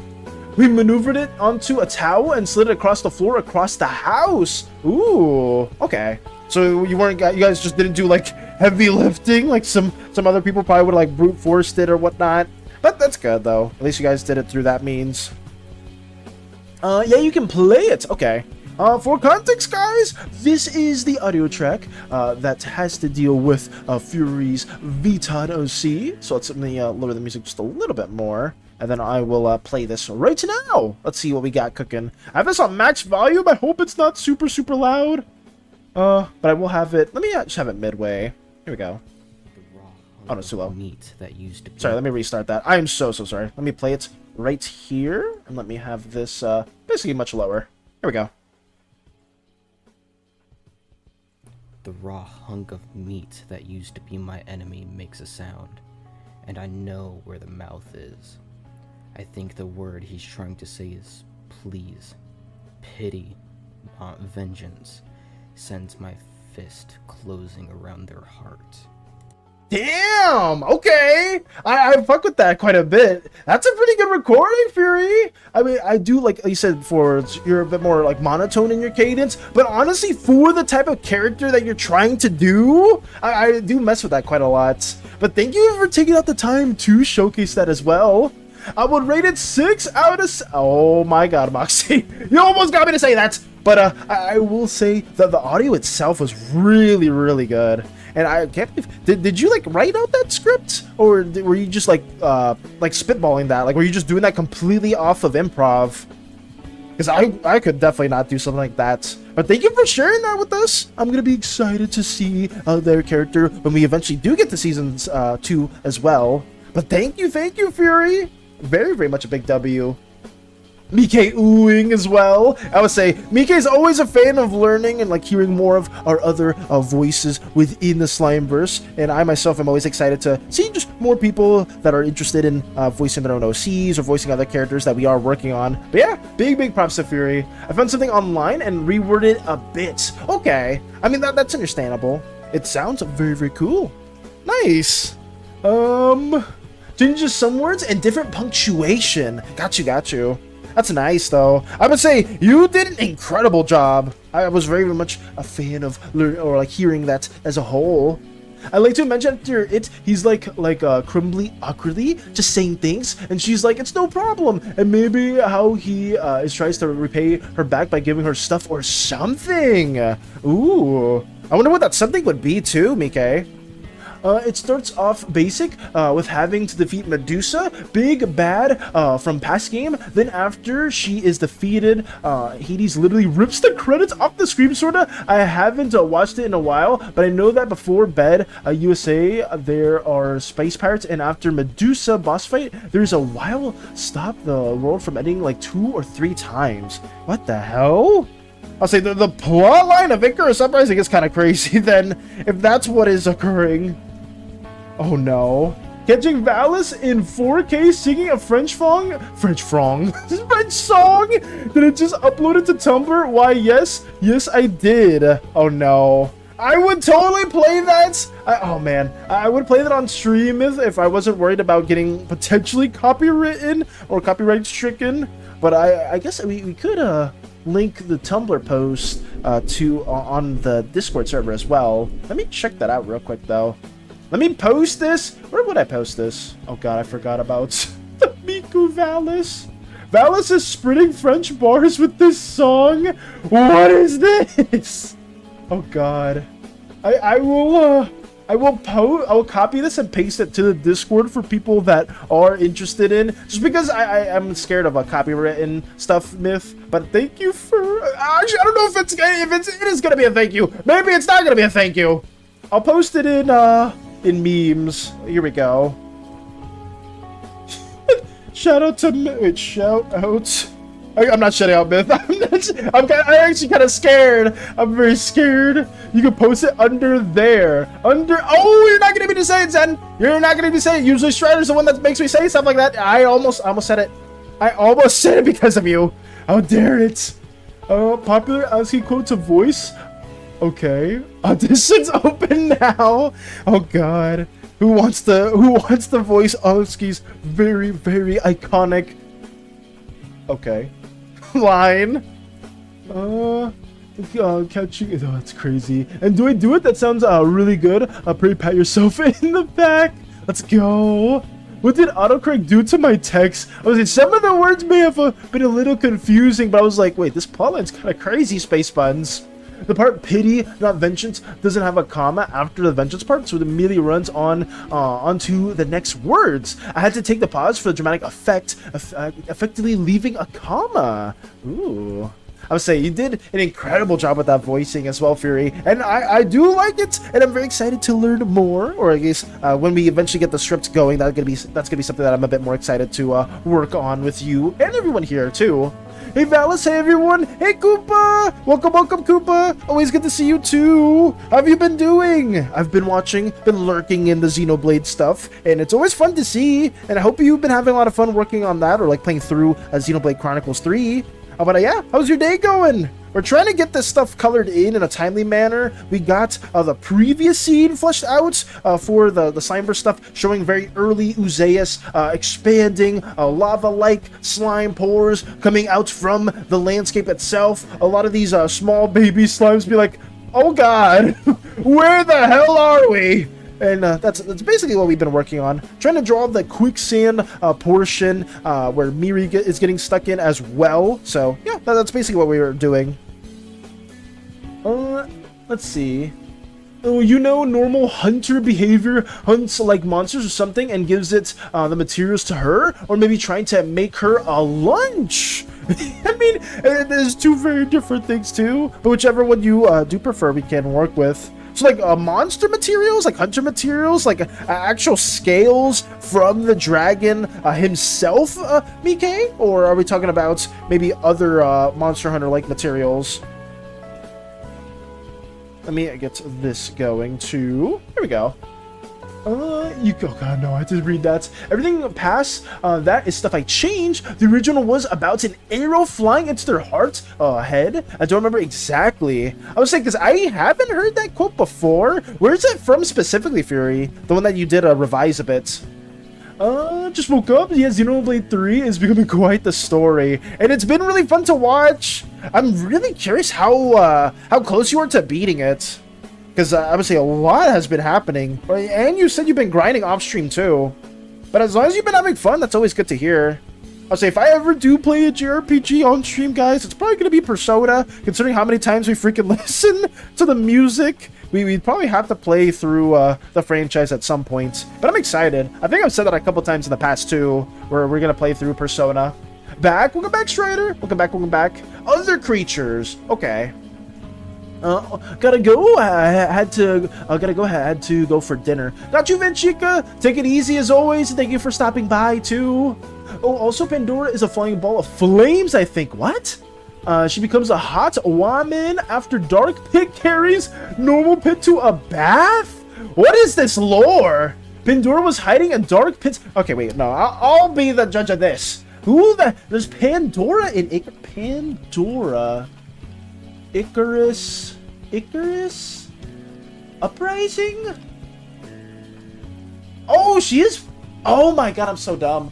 Oh, I'm so dumb. Wait, is Pandora always depicted like this? Because is that why Dora is Pandora in the same way too? So this is Pandora and Icarus? Why does she remind me of another character? So wait, is this the same Pandora in the game that you have been talking about, Space Buns? But then they turn into a flame? I believe, wait, where's the flame? Oh, no, they were flamed, but then they turned into a woman? Well, I guess they were always women, but they had like a more humanoid form. So this is the flame? I do like this more abstract form, though. It kind of, funnily enough, I mean, this isn't going to be one-to-one how Miri looks in the primal state or in the soul state, but Miri is going to have just a very fiery fox type of apparatus when she does reincarnate into Sanctuary. Initially, I do kind of like see a little bit of inspiration through here as well. Obviously now with this actual face right here, like the fangs and the eyes that are very tiny, tiny pupils, but it kind of reminds me a little bit of like that fire soul type of appearance that I was talking about before. Apparently 50% done. 50% done in Xenoblade? That's insane. Pandora from Xenoblade 2 is my... Wait, was that Xenoblade? Wait, was that Xenoblade? Did I mess it up? Was that Xenoblade? Pandora Divinepedia? I hope it was the right Pandora. I mean, it could be... No, I think it's Kid Icarus. Also, I didn't check the file after I sent it. Would have been hilarious if it didn't work. That would have been cooked if you sent the file, Fury, and it just didn't have any audio to it. It's like, oh, I see. Fury, I didn't know your character was mute. Can't wait for totally legitimate Persona 1 not emulated. I must say, Moxie, I probably won't play the first two. I will probably play through 3, 4, and 5, just because I know 4 is getting a remake, and I know there's a lot of Persona fans as well. I remember Hollow was a big advocate for it. Mike loves Persona as well, and I myself enjoy the series a lot too, so I may be playing through it at some point later down the line, but we'll see. Hopefully it doesn't take forever to beat, but I forgot the last time I played Persona, it took me like 100 hours to beat through 5. But maybe it won't take as long, or maybe I'll go on the super easy edition just to speed through it and get the story done. You may not know, Spell, but giving someone one of their own scales to someone else is quite a statement specific for dragons. Is it actually, Mike? I was saying, because when I didn't know that was the case at all. Is that more like an Eastern tradition, or like not a tradition, but like in mythologies and stuff like that? Because I did not know the correlations. Pandora, isn't that a pill? Pandora? Not that I know of. Pandora from Xenoblade 2. Mute? Imagine having a character with a disability. I would say there's some crewmates that have some form of disabilities that have they've had to work around with their backstories and stuff like that, and that's pretty interesting. But I myself don't know too much about other mute characters. Wait, Oh, wait, I know who Lux is. I think I know who Lux is referencing. I may be incorrect. I may be wrong. Also, Lux is cooking up something very exciting, or at least we may be working on that in the future. Some potential ideas for another faction / group within the Slimeverse, and I'm very excited for that. Hopefully, once we get more stuff ideated for the faction itself, or for like other species as a whole, we'll be able to get that also added in. I'm excited. I'm very excited to eventually share some things that are in the works behind the scenes. Looks just innocently, well, me, the individual that's also working on some things I can't be sure at the very moment. No, never. Xenoblade 2's Pandora is a different character. She's a sweetheart. Now I gotta see who Pandora is in Xenoblade 2. Pandora, Xenoblade 2. Oh, okay. I would say they look very different. I would say the Pandora and Icarus and the Pandora and Xenoblade are very, very different characters. She looks very sweet.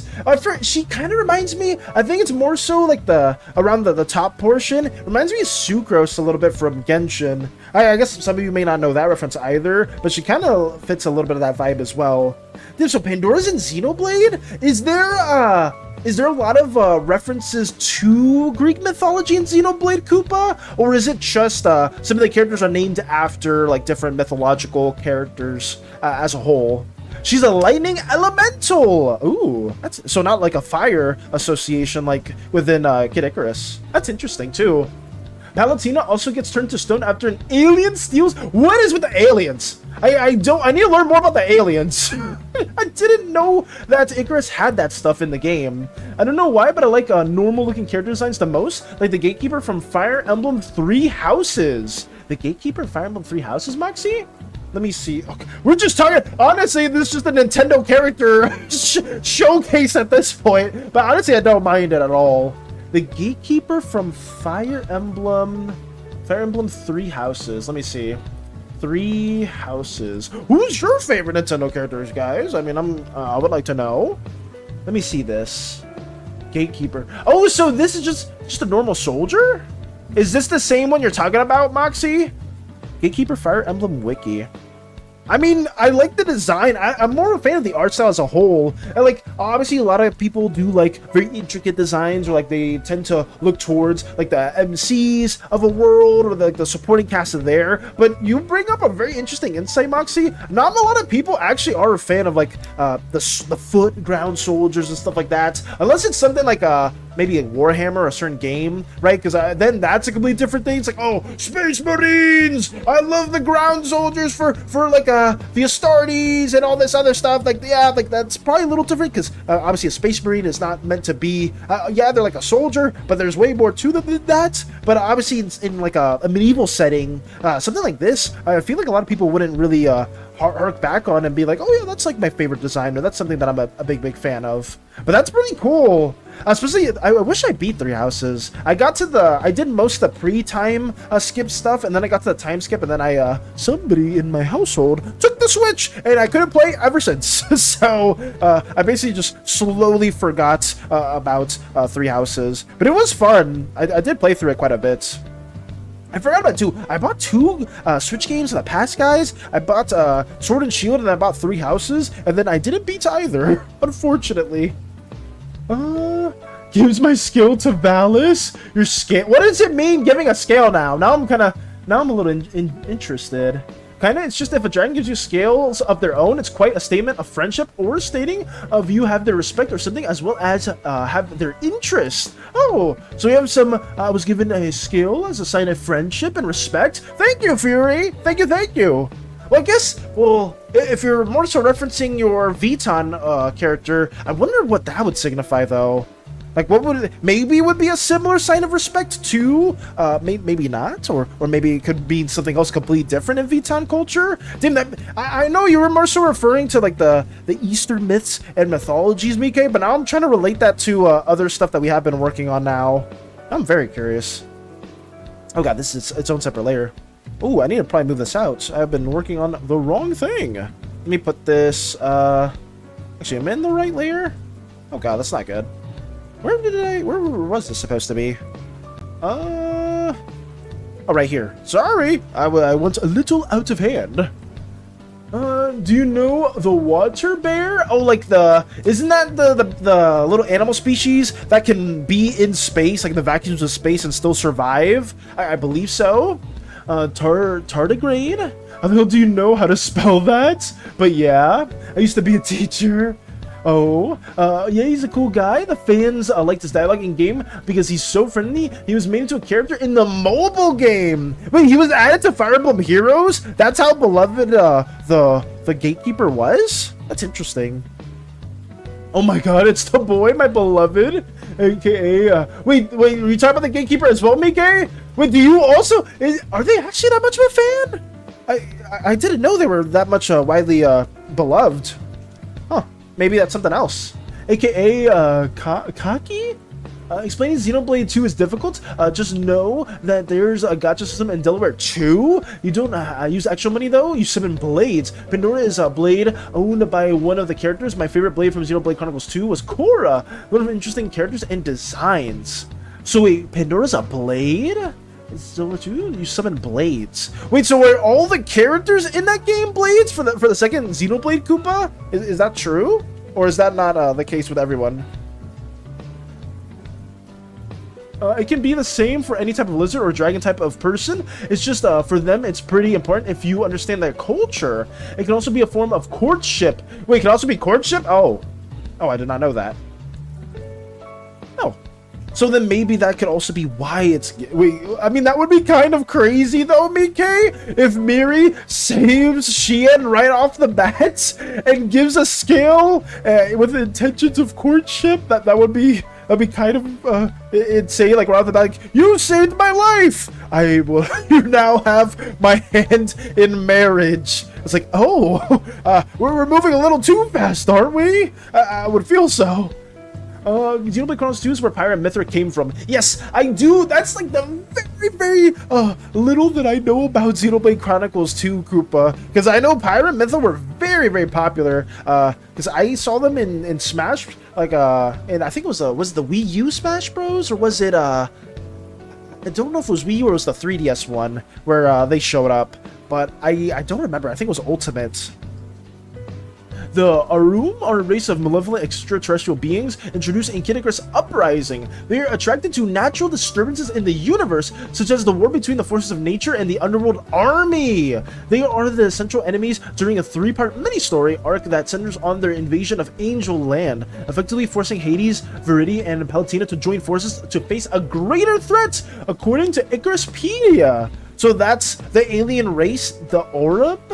So then they just kind of go wherever there's they're attracted by natural disturbances in the universe.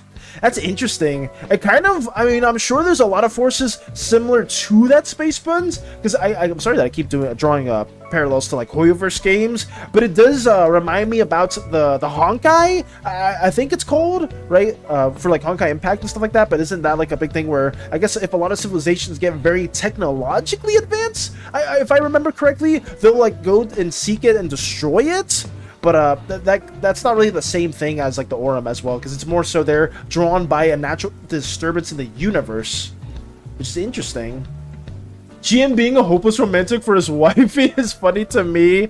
I mean, if it's something that you guys are okay with, if Mike thinks it's kind of funny, then we could add that as well too. Like I don't mind that interaction being a thing. All 3 Xenoblades have different different stories and worlds. You don't need to play 1 to understand 3. Ooh, then what? Is there anything that ties them together then, Koopa? If they're all like their own standalone thing, I guess that's like, kind of like a Persona as well, right? Like you don't need to play any Persona game to really. You don't need to play all the Persona games to understand one of them. Like if you're playing like 5, you don't need to play 3 or 4. But like obviously there's consistent elements to each of them, right? Like with some of how the friendship mechanics work, the Velvet Room, Igor, and some of the other characters are kind of like recurring ones, like some of the monsters you fight or can have on your side. But I'm curious as to what are the things that kind of like anchor everything together in that universe. Let me... Oh, so we have these little tablets. It can be if the dragon states it to be, but most times it's just out of friendship or respect, like in the form of an award, and again, like they take interest in you. Well then, I mean, I could totally see Xian definitely taking at least a bit of interest in the person that saved their life. And maybe some things spawning from that, because at least for those that don't know, Xian and Miri do eventually get together, at least within the Slimeverse entirely, so we probably need to find some early sparks. And Xian being, I do kind of agree with Zen, Xian being a hopeless romantic is something that I'm not against, really. I mean, we could have that being incorporated at some point, too, for the story. Maybe we'll, that could be something interesting where for Zukio's origins, we have like some snippets of Miri's and Xian's past dictated in a more like art style, a fairly different art style manner. I'm trying to like find a good example of what I'm talking about for that, but I think in League, there's like a bit of story within like the Eastern inspired region of Ionia, and in there, there's like a depicting of this very evil species of like superhuman ascended godlike beings known as the Darken, and basically there was 2 individuals there that kind of like sealed away all the Darken, and both of them grew somewhat fond of one another, but it was depicted in a very different story.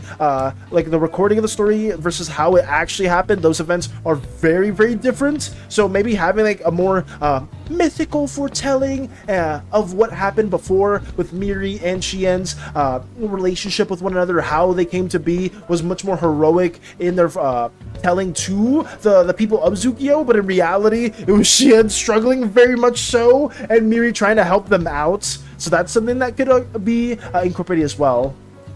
Technically, they're part of the same multiverse. Shulk from 1 does make a special appearance in 2. Is it canon though, Koopa? Like Shulk in the second one? Or is it just like a different universe variant, like an AU version of Shulk? I mean, I'm fine with it. It's also your character vow as well. I mean, say, if you're okay with it, BK, we can incorporate those elements. Let me try to find a way to make this machine work too. Oh, that's not the layer that I want to be in. Hey, Bizuko has been solution when I'm sick and have a panic attack? Oh, that's not good. I seriously think of a fake situation. They're like, I'm dreaming while awake. It's always scary when I hallucinate, and when I step out of it, I start tweaking out. I'm really, really sorry to hear that, Strider. I say hallucinating when you're sick, that just doesn't sound fun at all. Hopefully you're able to feel better sooner than later, because that sounds terrible. Sounds absolutely terrible. Let me get this also the layer that it needs to be. I still like this scene because we have various slimes right here trying to get Miri out with a very long stick, and then we just have the orange god right here just working on a whole little contraption.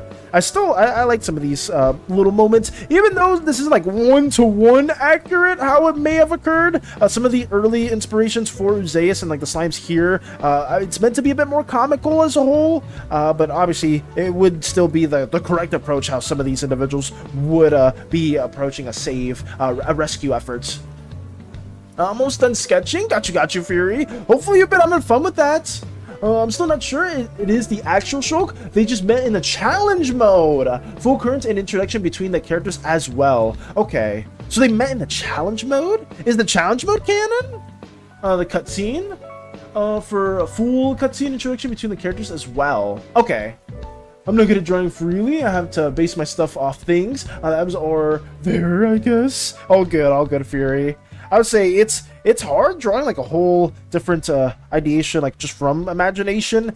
Something that, at least for me, that helps when it comes to character design is definitely doing the research, getting a lot of concept art or like a lot of different references for things that you are visualizing and want to include. That in itself is a skill its own right too. Getting the right references and sources for what you want to ideate. I'm still not good with that. I tend to struggle finding a lot of good references for what I'm trying to draw, but overall some of you guys have greatly helped me with that in that matter, just because big shout out goes to Mike.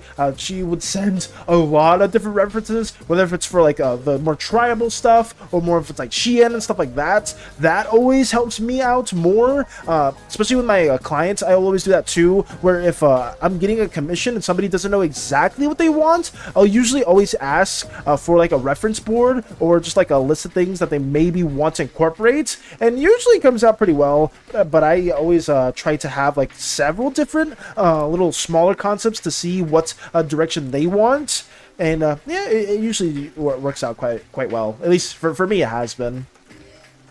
She saved his butt that one time. She just liked sticking around him, and in her opinion, just gave him unsolicited advice. She was being cheeky with him, or just being like, "Oh, I think that might be useful to you." Ooh, and I'm sure Shin would have greatly appreciated all the advice as well, even despite being in a more cheeky manner. I made fingies good though. I messed up like twice. You nailed the fingers. Nice. I would say fingers are still something that I struggle with too. I'm trying to get better at those, but it's ever so much a struggle. I think so, because the challenge mode is in at 3 games. Each game shares the same species of people, including the adorable Nopon. The Nopon Koopa? Let me see what they look like. Nopon Xenoblade. Oh, they are. Oh, I've seen this before. I was watching you play. I didn't know these were called the Nopon or the Nopon. I may be butchering the statement, but I've seen this multiple times in your playthrough too. I'm gonna say they are very adorable. Look at them. Just a very innocent, small, bulbous race. Do they have ear arms? Because like the arms are associated, or is this like hair? Do they like hair arms? How does this work specifically? But I do like them. This kind of reminds you a little bit of Terriermon. Ricky, that's Ricky? Is it Ricky? Is this the one that was in the current Xenoblade? Because I saw one that had a very different color palette to the one that when I was watching you play through it. That's Ricky. Is that the most popular one? I don't know, maybe it started to hallucinate more often compared to back then. That really sucks to hear though, Strider. I hope you feel better soon though. That's such a weird phenomenon though, that you're hallucinating while sick. Usually I don't do that, or maybe it's more of a common occurrence than I'm kind of explaining it to be. But it's very interesting. I hope you get better soon though. That sucks. Let me color this in also at the same time too.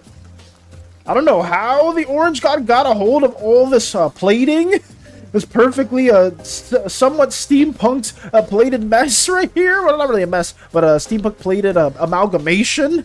But we don't worry, we don't think about it too much, you know. The orange slime god is very, very inventive and comes up with things pretty quickly. Also Zen, that is kind of like a funny adorable. It's kind of like funnily adorable because of how he's supposed to be a very intimidating guy. Oh yeah, I would say Shin is supposed to rule Zukio with an iron fist, and he probably has a very soft side, especially in regards to certain individuals from his past. Hint, hint, nudge, nudge, Amiri, cough, cough. Definitely not making it as obvious as possible, but it is cool to learn a bit more about that too. Let me add some more of these aspects here. Get this little machine going. This little excavator. That's fine. Yeah, I'll leave it like that for now. And now we need the orange god to be in front of that. Okay. That's from Xenoblade 1. Each Xenoblade has a special Nopon companion. Ricky is my favorite. I still miss him. The ones I have in 3 are Ricky and Manana. So you miss Ricky? Do you miss Xenoblade 1 Ricky and then Xenoblade 3 Ricky are two completely different individuals? Like they don't behave in the same way at all? Let me add this here too. Sorry about guys, I'm trying to also get this finished. Where's the sparks? Oh, the sparks are right here. I think I need to put everything under the platform itself. I may have put that in the wrong area. Oops, did I mess it up? Where are they? Come over here. Right. Keeps going. Okay, I'm putting it in the wrong spot. Oh! Are these the sparks? Right here. Yeah. It's not moving the area I want it to be in. Okay, right here. Right here. Okay, now it's situated in the correct location. Wow, the guy looks approachable. I wanted to get my driver's license, so I whipped up a little parking lot to practice in, but then it hit me. How am I supposed to steer without hands? My favorite Pandora quote I could find and can remember. Wait, what? Pandora from Icarus said that, Space Buns? Are there cars in the Icarus universe, or is that something else? Let me get this right here blocked in. Wait, does Pandora drive? Is that a different Pandora? I'm so confused. I'm kind of upset that it took me forever to understand that Dora from Hades 2 was Pandora. I just thought this whole time it was going to be revealed a much more obvious way. I may have missed it as a whole, but I guess it just flew right over my nose. I was very, very dumb to not understand that. It was legit. It was literally in her name. And sorta. They have what? Sorta? Wait, what do you mean by sorta? Like, is it not like a full-on car, Space Buns, or is it something else? I thought you were talking about yourself for a second. I was like, oh, Space Buns are getting their driver's license now? That's cool. And then it just, I kept reading it through. It was like, how am I supposed to steer without hands? I was like, wait, Space Buns, what? I don't think this is in relation to you at all. As famously Zen says, can't believe the scary opposing guy is actually a wife guy. That's so true. Can't believe the very imposing Iron Fist ruler of a very strong nation is actually a very nice individual. A hopeless romantic. Let me keep this also ideated. Oh god. Stop it. There we go. I'll never drive fast. I'm too scared and anxious to drive. That's understandable. I'll say driving is, isn't for everyone. I know some of my friends are like that as well too, where they are very anxious to drive, and I mean it's understandable, right? It's like the biggest fear. I mean, for some people is not like themselves on the road. Obviously, some people are also afraid of themselves driving, like getting into something, an accident. But a lot of times, a big fear that does come from that is just other people on the road.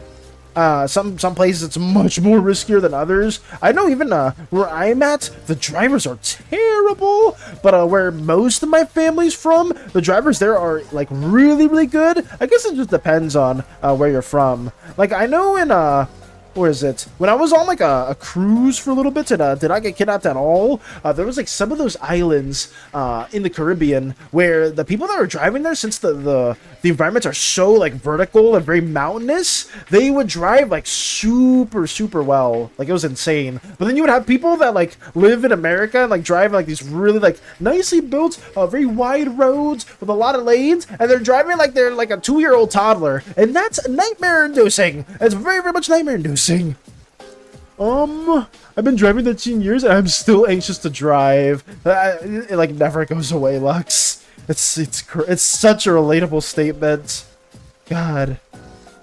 So I've been driving this whole time and yet it doesn't really go away. Especially depending where you're from. It's just even worse. Riku is a totally different character from Ricky. Oh, did I say that wrong, Koopa? I may have. I thought I saw Ricky say it twice. Oh no, yeah, over here it says Xenoblade is special Nopon companion. Ricky is my favorites. I still miss him. And then 3 are Ricky and Manana. Riku is totally different from Ricky. Xenoblade 2 had Tora. Ricky from 1 is Dad, who is a Nopon warrior. Badass. Because he needs to pay off his debt. Tora is a mechanic on Nopon who built his own blade. And waifu. Riku is a gem crafter in 3. And Manana is a group chef and mom. Okay. I was saying, because if they were a Nopon warrior and a dad, then I could definitely... I could see why you were a big fan of Ricky from the first one. I guess I may have misread that then. I do apologize for that, Koopa. Because I thought you said Ricky in 1 and Ricky in 3. But it was Riku. Got you. Let me get this also drawn out at the same time.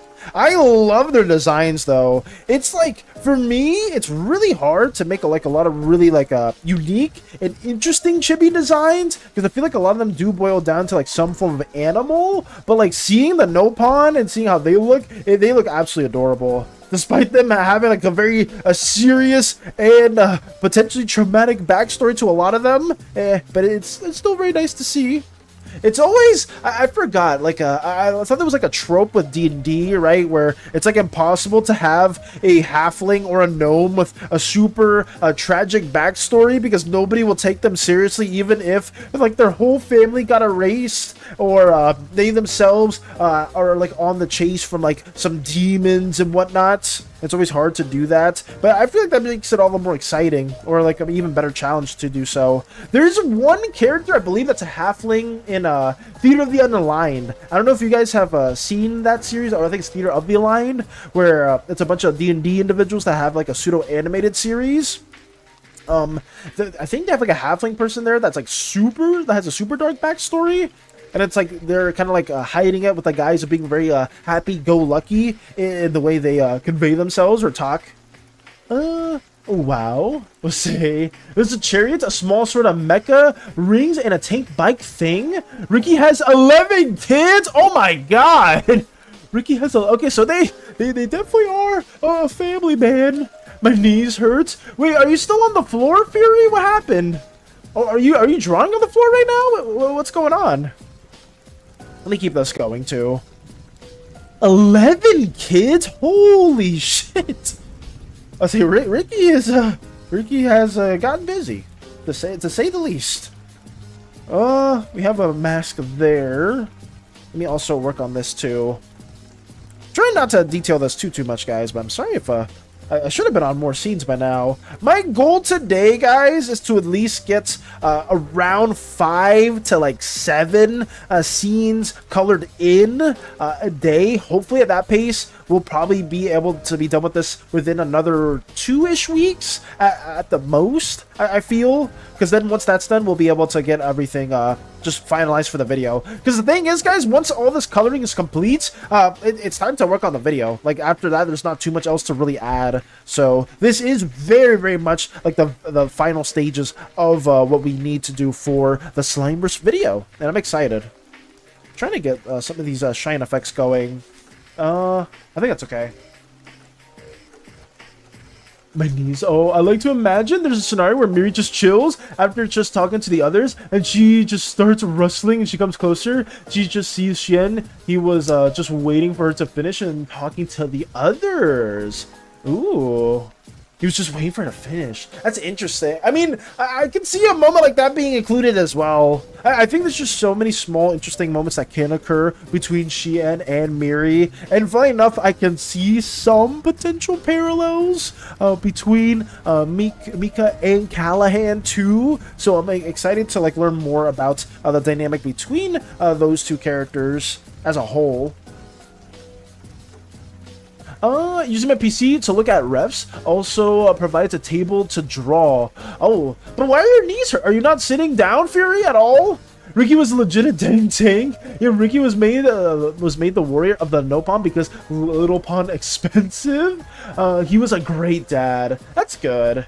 So I mean, Ricky sounds like I can see why you're a huge fan of them. Because I mean, if they're a warrior, a great dad, and they've done a lot within the first Xenoblade, I myself could I myself can maybe find myself being a Ricky fan. I need to see more of them, or I need to see more of the other Xenoblade games. Have you played through the first two, Koopa? Let me get this finished there. Okay. Oh, I can also make this a little bit darker. I can never escape the parallels, can I? Honestly, it's a-okay. Like, I don't mind it at all, BK. And if you want to fully push into it, I would even encourage it. The parallels, there's nothing ever wrong if you have like a certain like dynamic that you want for some characters more than others, and even like pushing that, it kind of like ties other characters together as well, right? Seeing that dynamic, and potentially if we do get to interact with Miri later on in the Slimeverse series, like having that pre-established stuff already happening, it just makes a lot of sense. Bleh. Strider's just blaying. Hopefully you get better soon though, Strider. I'm sorry to hear that you've been hallucinating. And did Xenoblade 1 took me the first half of this year to finish the first half of this year? Finish Xenoblade 2 in August. Damn, so how long were you playing them out though? Like it took you like a whole half a year to beat through the first one? Were you not playing it as much though? Because I feel like that's insane. If a game takes you half a year to complete, I would be like, whoa! That's I don't know if I would even be able to tackle a game like that. Okay. That is done. Oh, we have two of these sparks going. Let me take that out. Moving the spark over here. We should be good with that. What's the next part? The rocks that are made. We need to put all of this lower too. Let me just move the rocks a little bit higher. Is that okay? Yeah, that should be fine. All right. Now we can actually have everything associated the way it should be. So let me draw our slimy friends that are trying to get poor Miri out as well. Oh, God. Actually, we do have... I'll just loosely use the same colors from the last scene. Where's that at? Right here. Which slimes are actually here? I think the yellow slime, I feel like, wouldn't be helping. But the green slime and the gemstone deity would be assisting as well. Let me add this there. We have Miri there. The rocks are there. Okay. And now we can put this in its own layer. Here we go. I need to make sure this is green, though. Hello, I'm back. Welcome back, Manchika. Howdy. Welcome, Yorl. Hello, hello. We're blocking more stuff in for a video. I hope you're doing well. It's good to see you. Just talking about Xenoblade Chronicles. I don't know if you've ever played it, but I've been learning a lot of very fun stuff from Koopa's streams and from what Koopa's been saying. But yeah, I hope you're doing well. Ideating this, aside from that, we're trying to also talk more about Miri's past and her exchanges with Shien, the dragon ooze god of our Slimeverse. So that's also something that we are working on. But hopefully you've been doing some fun stuff, or you've maybe been either working or chilling. As a whole, I just hope things are going well. Xenoblade 1 was my fault. I literally grinded 4 days until I was unstoppable, and it wasn't necessary. 2, I've avoided overgrinding. 3, I'm trying to do the same. Oh, so okay. So you just spent a really long time trying to grind it out. Oh yeah. We're getting just some slime individuals drawn right here, Jarl. These are all the Pantheon members in their most primal states. I did draw them a bit in the past. We have this scene drawn right here. We have more depictions right there of the slimes in their primal states, and even the birth of Uzeus as a whole, and how the first life forms on Uzeus on the planet itself were the slimes and the oozes. So yeah, that's what we got going on. Let me also get this drawn right here. Hey, Hollow! Hey, Hollow's here as well! Welcome, welcome, Hollow. It's nice to see you too. How have you been doing? It's always good to see one of the amazing crew members of the Athesan, and such an incredibly talented artist. But I hope you're doing well. It's nice to see you as well. I really want milk. Would that help you with the hallucinations, Strider? Just in general? Working right now. I've been video editing. Hopefully we'll have it complete today or tomorrow. Got you, Jarl. Is it it was the video that you were working, I believe. I'm not sure if it was yesterday or the day before, but I remember you were stating that your computer was freezing up, unfortunately, because you were working on the video. Hopefully you don't run into too many of those hiccups in the near future. Do you have like a beastly PC setup, Jarl? Do you have like something that's maybe more like a mid-ender, or is it like a low-end build that's struggling to render? Because apparently I didn't know you actually needed like decent specs for some video editing software. I guess you are compiling a lot of different effects depending on what you add to the video, but I never knew too much about that until I dabbled a little bit more in video editing myself. No, but I want milk. Got you. Xenoblade 1 story, surprisingly sad. Shulk watches his girlfriend get impaled right in front of him. Jesus. Oh, so that's insane. Villain's being a bitch, but I try not to think too much. I got you, Hollow. I hope that at least our little Slimeverse endeavors can help a bit, or at the very least, if you are trying to get your mind off things, we're always here to share more interesting stuff. Or if you ever want to talk about your incredible OC things, or if you've been playing stuff like more Reverse 1999 stuff, by all means, we're always here to learn more about that as well. Oh, funny enough, Hollow, we were talking about Reverse 1999 before. I think it was yesterday. I believe Hades ended up installing it, and they didn't like the gameplay too much, but they were enamored. They were taken back by the character designs, because I believe they initially wanted to try it out just because the characters looked really, really cool, and I didn't know that Hades was playing another gacha game behind my back. Usually he tells me he's playing a gacha game, because we have like a little rule about that, but it is what it is. I'm not gonna be too upset about it. It's whatever. One of us. I'm gonna say, I guess the gameplay wasn't too big of a fan. Like, it wasn't too big on the gameplay itself, but overall, they did like the art style, and I was like, yeah, that's personally why I myself wanted to dabble in it. It is a pretty basic build, but can run the games I wanna. Got you, Jarl. That's so strange then why it would be freezing up quite a bit, because I just didn't know that you needed such a super high-end build for some like compositing, or not composite. I keep saying compositing, but like some form of rendering when it comes to video, because some of the effects take quite a bit out of your PC. And also, I guess it depends which graphics driver you have too, because I remember when I was updating my driver, there was one that was more optimized for gaming, and then there's another driver that's more optimized for video work. So maybe that's probably why I myself am struggling a bit whenever I do work on a video as well. Totally not upset, not at all. You're not upset at all, Jarl, at the issues that you do run across? All three games have great stories. The villains are so well written. That's good to hear, though, Koopa, too. I want to play Persona. Like, Hollow knows this. BK knows this. I myself have been wanting to do a little bit of a Persona session for a while now. But obviously, we got to get other things finished out as well, too. Also, give me a really quick sec to go on the Discord server and find the deity's color for the gemstone. Find Allure's deity color real quick, because I want them to be gnawing at the stick and helping Miri get out of it as well too. Where could that be? Oh, instantly I found it. Oh, it's like a bit of a bluish, and there's like a bit of gradation to it as well. Let me really quickly add that in right here, because I know some of you designed the more primal states. Oh, speaking of the primal states, Hollow, we do have them colored as well right here. A little small cameo of the pink goddess right there. Just their coral reef hair, also core part as well that we included. them looking out into the environment, and be like, what the hell? What the hell are we looking at? But let me get that going.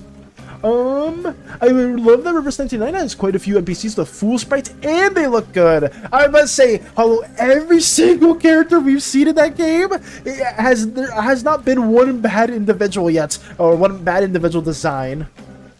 Just a repost, apologies. What I mean is she probably just heard rustlings in the trees and comes closer, and she just sees it's just Shien just waiting, and she's like, oh, hey there, big guy. What brings you over here? Oh, okay.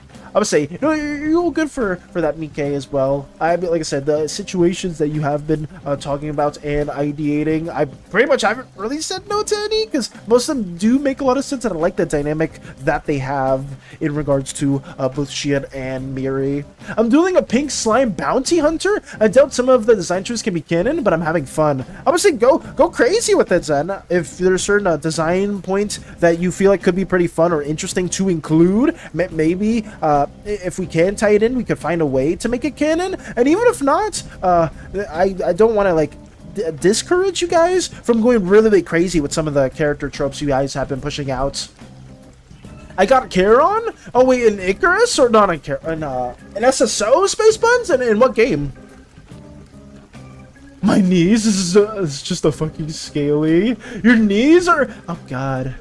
I still don't know. I think I asked before, Shred, but are you sitting right now? Or are you just standing while drawing? Baby. Yes, we have the pink goddess also drawn in as well, Hollow. Trying to get it finished. Let me keep blocking this stuff in. I just want to do some small little cameos with all the more primordial states of the little god pantheon that we have going on. Let me try to get a more pinkish hue right here.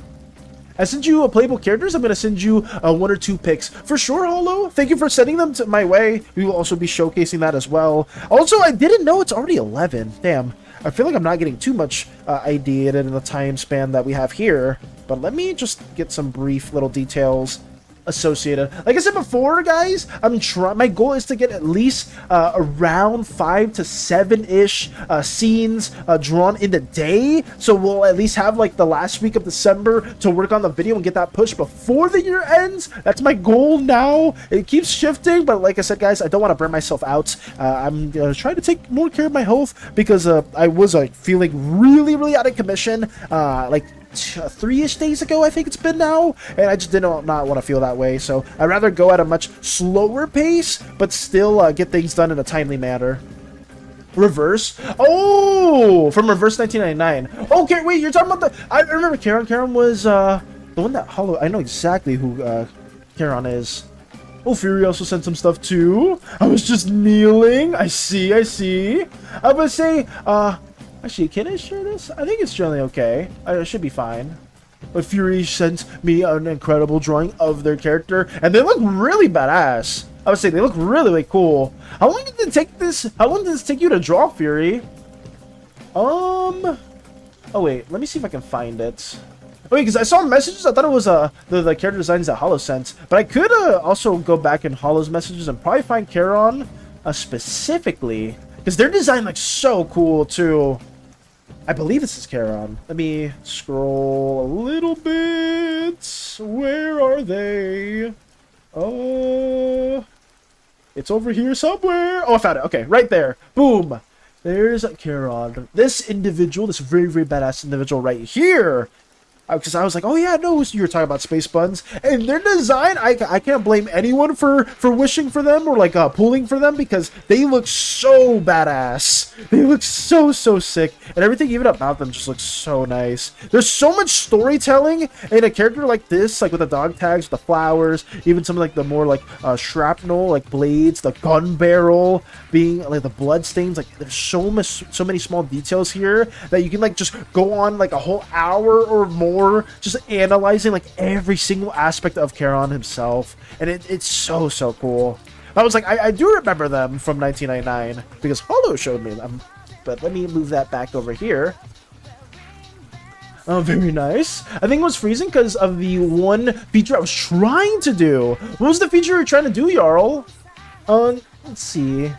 Nopon have the regular limbs being the 2 arms and 2 legs. They're hair arms, so it is hair. Our bonus limbs that they use for fighting. I didn't know if it was hair specifically, Koopa. I think I asked that before, but I was like, oh, so it is hair specifically. So the really, really long arms, are they capable of like lifting stuff up like very heavy lifting with the hair arms, Koopa? Like, I'm curious how that works. Verse 99 had quite a few NPC with full sprite, and they look good. They look so good. They look so good. Do you know will cheer me up right now? You saying under blank right now. I'm not falling for the bait. I'm not falling for the bait. Hollow. I mean, not Hollow. Strider, my bad. I was reading Hollow's comment next. I sent you playable characters. I'm going to send you... Oh, no. I believe I saw those. Or let me share those as well. Oh, they're over here. NPCs! Oh, my. I'll say we're doing some early showcasings, but I don't mind it too much. We'll sprinkle some of these every now and then. We have some NPCs from 1999 as well, and they look like the characters you would pull for. I mean, obviously this character looks nice too. Who are these characters? I mean, obviously they're NPCs, but I'm curious who this guy is. I'll say I love the chain necklace that he has around him. A very cold, stern look behind him. I was kneeling. If I sit, I can't reach the table, but standing is awkward. Oh no, you're good, Fury. You don't have an adjustable desk either? Or I guess since you're sitting on a throne, you can't really, like, raise it or lower it either? Let me see. Oh, she's really pretty, too. I say a lot of very cold demeanors, a lot of very cold looks between these NPCs. It's Kieran. I did his character story today. It was so good. Nice! Yeah, they can. The hair arms are for heavy lifting. Okay. Damn, so that's cool. From the Nopon themselves. I didn't do the sketch-ish. I did a quick sketch on my phone since it's about to die. Drawing the pattern killed my interest. Somehow, using reference, I couldn't make look good, so I gave up. I don't like leaving simple sketches, so I can't say... I can't stay on a single drawing for hours and hours, so I think it's perfect. A bit OCD. So you can stay on a single drawing for hours and hours? You know, like, I mean, I guess every artist is very different in their own approach, Fury. I know some people very much love spending a long time on certain sketches and like, I was working on that and, like, trying to get out of the sketch phase. But if that's how you work, that's okay. Nothing wrong with that at all. It was the feature called Remove Silence, which allows you to remove chunks of the video with a certain audio level. Oh yeah, you were talking about that before then. So there was no other feature outside of that was a freezing computer. I wonder why that was the specific thing that was like just freaking out your specific setup. The Remove Silence feature. I posted something over in videos. Ooh, thank you for that, Cerebral. I will be also checking that out as well too. But yeah, these NPCs look great. Oh, she looks really kind as well. It's a very kind, serene outlook. And even like a little owl type of a... That's not a watch. That's not a clock at all. What is this, actually? She looks kind of like she's in the medical field. Or maybe she's more of a scientist? Very lovely as well. This is a cousin of the playable character that had her banner in the first half of the current version. The second girl is a friend of Charon, or rather of him when he was alive, and the third girl is a co-worker of another character. I see. I was saying, all these designs look so good. And they all have like a very stern, cold look, and then over here you can kind of tell how like kind of serene and like kind of like heartwarming she looks, or like very welcoming with her gesture. That's something that also a lot of people tend to struggle with anime designs, is that they're not doing a good job with being very expressive. Like, I guess that's just not only an anime thing, but just an art thing in general. People have not super expressive designs in how they look or how they're gesturing themselves. So seeing this is really cool. Kieran's not death complicates his relations in life quite a bit. I would imagine so. I would very much imagine so. Well, let me thank you as well for sharing this with me, Hollow. I do appreciate seeing that. And also, Cerebral left something in videos. Thank you for letting me know about that too, Cerebral. Mike Tyson, the quest for a minute 59. Oh, what is this in regards to? Okay. I was saying, this is a fairly long video. I will not react to it just now. Maybe react to it off stream, but let me just see how long it is specifically. Oh wow, this is an hour and 24 minutes. Oh no, I don't know if I can really react to this on stream. But thank you as well, Cerebral, for showcasing this. The quest for 159. What is the context for this video? Is it like a speedrun thing, or is it a commentary? The summoning song? Oh! I remember you, I think it was you or somebody else that sent me documentaries of this style. It's a speedrun world record history video by Summoning Salt. Thank you for that, Cerebral. Thank you, thank you. I know, I feel like Theo would be a fan of this too. Speedruns are always cool to see. And I think we were talking about it a while back because we were talking about GDQ and trying to see like other speedrun strats and other well-known games that were for speedrunning. I just thought of something really funny for a scenario. What if Cleo thought for the longest time for Miri was single? For the longest time, and she finds out she isn't single in the funniest way. Ooh. I mean, if that's like in a moment that you want to add into the mix, I feel like that would be a funny scenario, and that could be another like petty moment that could probably be canon for the Slimeverse as a whole. I'm not too huge of an artist, so when Indo draws, it's normally all my creative juices for drawing going into it. Okay, I mean, I would say for the drawing that you did showcase for Me Fury, I very much appreciated it, and it did look really, really well. I'm very much a fan of it. But if you do ever want to dabble more artworks in the future, whether if it is Slimeverse related stuff or stuff for your own OC, please let me know. I always want to showcase more of that. Because I know it was like earlier on when we were streaming, you showcased some of your comms that you received for a lot of your D&D OCs, and those look pretty badass too. And your own artwork is really lovely, so thank you as well for showcasing that. Let's see. Other than like cute things, understandable. It's just that feature. I think it was just doing too much at once. Oh, get a Jarl. I would say for the feature that was happening. So it was doing everything at once. I guess because how long was the video that you were trying to use that feature for? Versus 1999, the art is very peak. I would say the art is extremely well done for 1999. I don't know what game y'all talking about, but the art is peak. It is, I will tell you what, Strider, if you want to get deeply invested in a gacha game that has an insanely well done art style, 1999 is basically one of the prime candidates, if not the prime candidate of that, because all the characters in that game look so gorgeous. They really, really do. Let me keep adding more details to this as well, guys. So I've been getting a little bit sidetracked for this. I am trying to get all this done in a timely manner. I feel fairly confident that we will have this done, or at least have like 5 to 7-ish frames done within today. I think that'll be okay. Obviously, the more we get done, the better. I'm probably going to be trying to limit test a little bit and see how many how many posts we can draw out or color in without struggling too much. I think my limit will be around that 7-ish timestamp, or 7-ish time point, but we'll see. Maybe that'll change up a bit. Oh, I gotta draw out this twig as well, too. It's just, oh yes. And here I am, grabbed 6 shorts and tried to finish a 15-minute video. Can't imagine hour plus. God, Yarl, oh my god. I don't want to talk about it too much. But I did a lore dub video a long time ago. I think I've shared that multiple times in the past. And it had to do with my original fantasy world of domain that me and Hades originally worked on a while ago.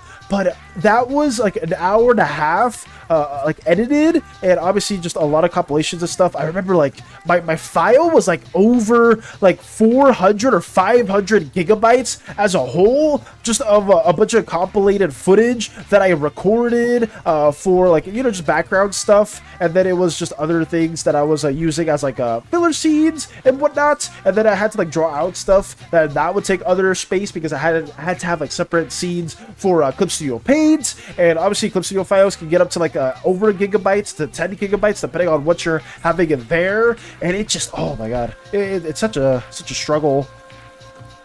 Let me probably make that a bit smaller. Oh wait, oh no, that's the wrong folder. Whoops.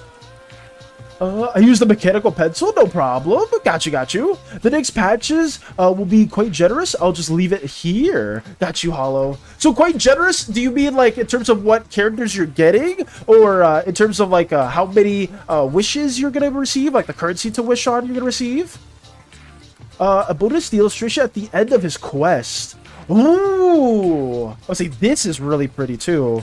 Well, I wouldn't say pretty, but like I find it pretty because it is a very like desolate scene, but it's still like rendered in such a beautiful manner. You just have Charon right there. Are they shoveling? Are they shoveling someone? Or are they shoveling a body? Why do they have a shovel here? Do they always have a shovel, or not? I may have not. I may have missed that detail.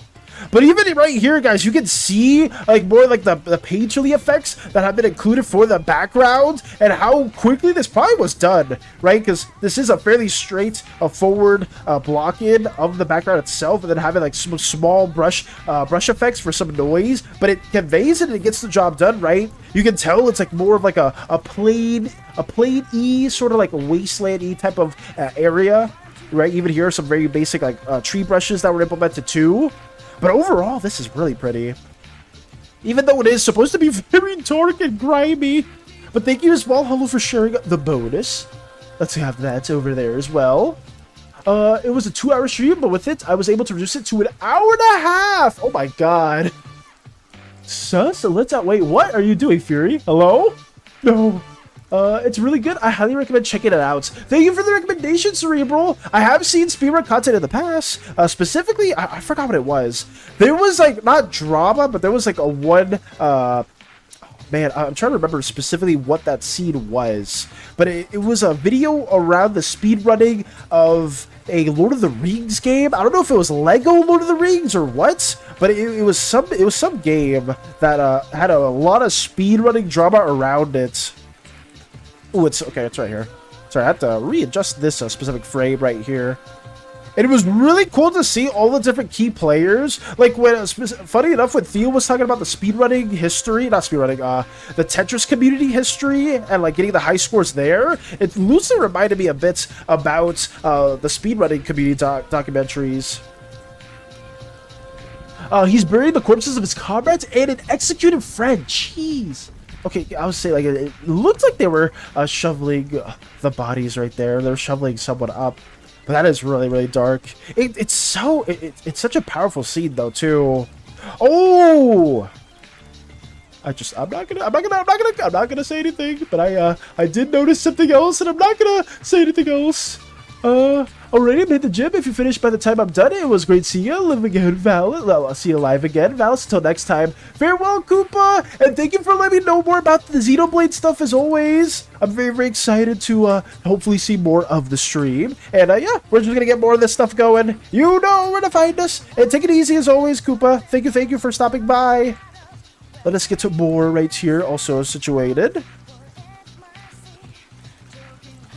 I know I need to work on my lore at some point, but not sure where you start besides Pink Viking Slime. That is as far as I got. If you're talking about your own universe lore, Jarl, then it is really hard to pinpoint the exact origins for that. But if you're talking about for Slimeverse stuff as a whole, we can do quite a bit. If you are trying to do like a Pink Slime 1-to-1 for Slimeverse stuff. Oh, I'm sorry. Oh, God. Wait, I had to cough real quick. Give me 1 second, guys. Okay. Sorry. Something got in my throat real quick. But if you're talking about the Slimeverse as a whole, Pink Slimes have a pretty rich history. Oh, God. Am I in the right layer? Oh, I'm in the wrong layer again. Sorry about that. They have a pretty rich history with being more associated with healing. But if you are talking about your own universe, that is a whole can of worms to start. Currency and special banners that are quite newbie friendly. Okay. There's something under, like, I don't feel like continuing that sentence. Oh god. It's gonna happen again. Shredder trying to say it. Sprite, have a good day. Sprite, wait, why are you licking slimes? Why are you licking slimes, Fairy? What are you doing? I didn't just see that comment either. You can't be doing this. Under blank. Oh no. Here we go. And now Fury's okay. And now we got Fury laughing about it. I said underwear. God damn it.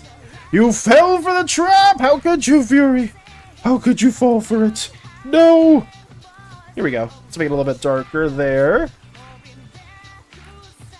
I think that's fine. I don't think there's too much else to really add here for the slimes helping out. The arm is a little bit darker though, so maybe I could just make it a little bit brighter. I do want it to extend outwards, so I'm gonna change the hues just a bit.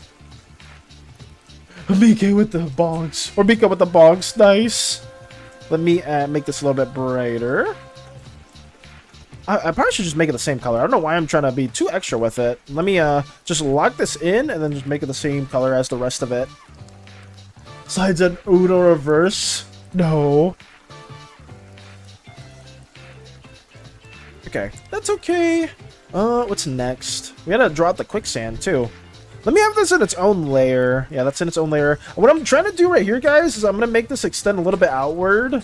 So like I'm trying to do like this effect right here. You're kind of seeing where it's like slowly trying to stab or to impale Miri with the stick to the point where we kind of like just pick her up and get her out of it. That's the Indigo Slime's idea. A bit more conventional, I guess you could say, but maybe not the best approach. Whereas the Orange Slime is finding the best way, or like the most efficient way, or I guess the most innovative way.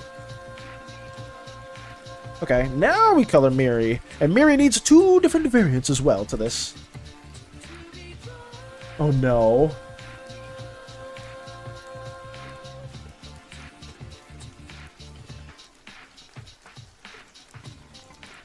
Poor Miri.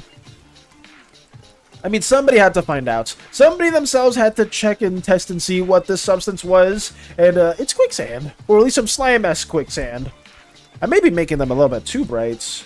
Can maybe make them a bit darker. Something like this. Yeah, I like that a little bit more.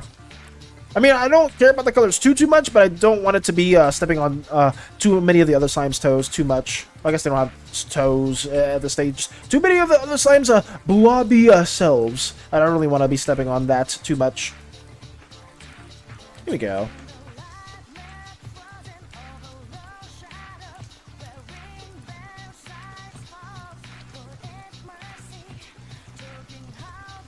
Color them in. And then we'll render Miri a little bit more just because they're in the foreground and the other slimes are more so in the background. I think I rendered the orange slime a little too much. So I may need to go back to these slime individuals right here and maybe add another layer to them. Or not another layer, but like some other form of depth. So let's do that. Just a little bit. Not too much. Nothing too crazy. I mean, the rendering for this isn't meant to be anything insane. But I mean, that's what happens when you can't really spend too much time on each of these frames, but I do want just a little bit more.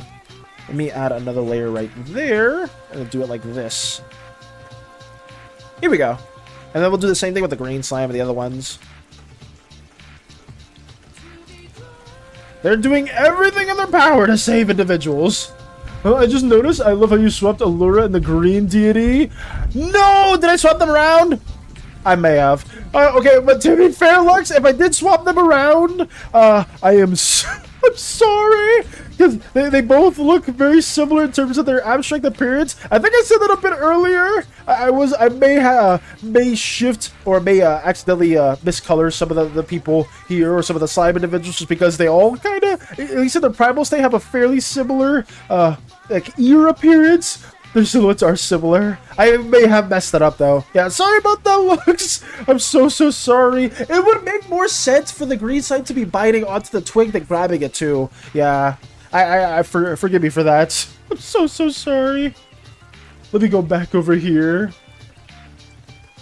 Where's the references? Oh, it's over here. Yes. Oh, then we add like a little greenish hue. Let me add just a small green hue to the center as well. Let me do that. A little bit of a darker hue. Should I make it, maybe I'll just blur it out a little bit. Here we go. Yeah, that's fine. Quick slime pit, quick slime sand, quick slime. Oh, wait, Jarl's cooking. Wait, hold up, Jarl. Actually, those are good ideas. Quick slime. I mean, it could be quick slime. Because I guess the ooze itself is made of like a hard crystal-like ooze-like slime-like structure. So maybe who's to say this isn't like quicksand, but it's technically quick slime, which is kind of even scarier because if you don't get out of here in time, you probably will just slowly diminish and like become part of the quick slime. So that's also pretty messed up. No worries, I just noticed it myself. I got you, Lux. I do apologize for that because that was not intentional at all. It was something I did mess up. Eating Valis candy. I don't have candy. I think you're eating somebody else's candy. I'm gonna throw out a couple of questions that's crashing around in my head for a long while. You got to answer. I'm curious if any of you have some insight. How do you recognize between imposter syndrome, tell you you're not good enough, and it's not for you, and it's really not being something for you, like career/education decision? Ooh, I'm gonna say that is a really good question. Like, how to deal with imposter syndrome, Hollow? Because I think, ooh, that's actually a really hard one to answer. I think something that's like pseudo relatable and like something that I do like at least tell myself is that like I feel like most people tend to deal with it, so it's not like I feel like when it comes to imposter syndrome, a lot of people tend to like isolate themselves from it and feel like they're the only ones that are dealing with an issue like that. But in reality, I feel like a lot of like really huge creators, whether if it is like career stuff, art stuff in general, tend to deal with that. Even like the largest like comic book artists themselves will compare themselves to other like of the OG greats and elites, and they themselves will have some form of imposter syndrome. So in terms of like tackling it and dealing with it, I don't have like the best correlation for it, but I don't really know if I have like a great answer to that. If other people do have a better advice in regards to that, I would greatly appreciate it as well. I myself just like, if I'm working on something, I haven't had like too many cases of that recently, but in the past, I used to be really susceptible to imposter syndrome. I think for me, but I guess this relates more to art. Once I started sharing more of my process and making more of like a social, I wouldn't say presence, but like I started like posting my stuff out there more and showing like my time lapses and stuff like that, I felt less and less of that imposter syndrome. I know I've had some art friends in the past where they kind of like are a little too shy to show their process and whatnot because they like fear they'll get like negative feedback and whatnot like that, and some people will tend to like be fearful of like the criticism that they'll receive.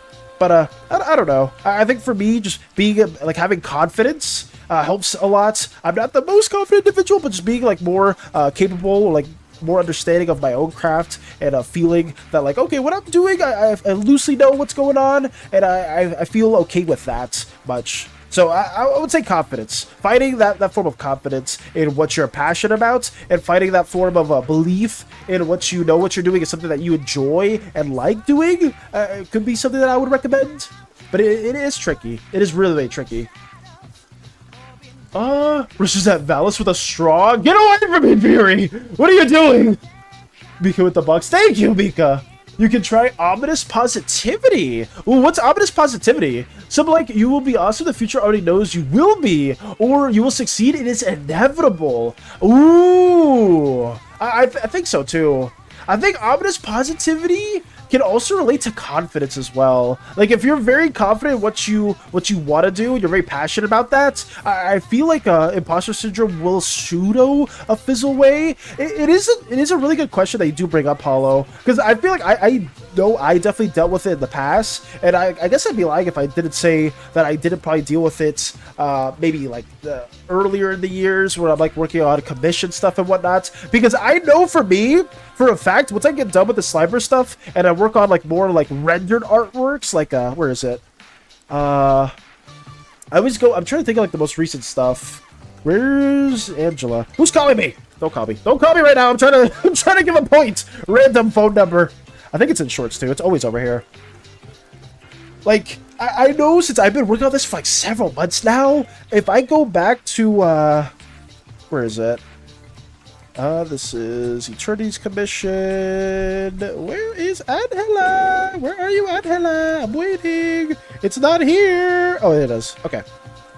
Like, if I go to this and I try to draw something that's rendered like this, for me, I will not be able to do it to the same degree for like probably a week or so, or maybe even like more than a week, maybe like a week to a month. And that was something that I kept noticing for myself when I was trying to do my art journey, was like, damn, like, I'll spend a really long time on a certain work, and then like I'll try to tackle another drawing afterwards, and then I'll be struggling, and it's like, damn, am I an imposter? Is it what I'm doing not? Am I like a fraud artist? Am I not as good as I think I am? And the answer is yes, I am not as good as I think I am. I'm really bad. I have a much longer journey to go down, and once I like kind of understood that and been like, oh, like I'll just slowly readapt to the skills that I established before. I kind of like not really experienced that as much in recent memory, because I know I know what I'm capable of, and I know as if I stick to that passion and I keep working towards it, I'll get back to that level at some point, and then I'll hopefully even supersede that later on as well. But I think a big part of it just comes from confidence. I think that's just the moral of the story. Because like I said, if I draw this right now or I try to do something like this quality, it's not going to come out the way to the same degree. And it's going to be, damn, you suck, Valis. You can't do the same degree right now. What the hell? But it just takes time.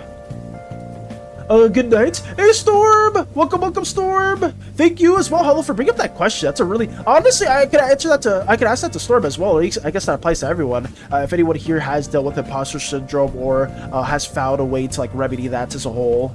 Good night, Fury! I don't think my mental health is really good. I would say it's very, very important to take good care of your guys' mental health, as important as it is taking care of your physical health. Both training the mind and body is extremely, extremely important, guys. Always try to take out the time to take care of yourselves, because it's extremely, extremely important.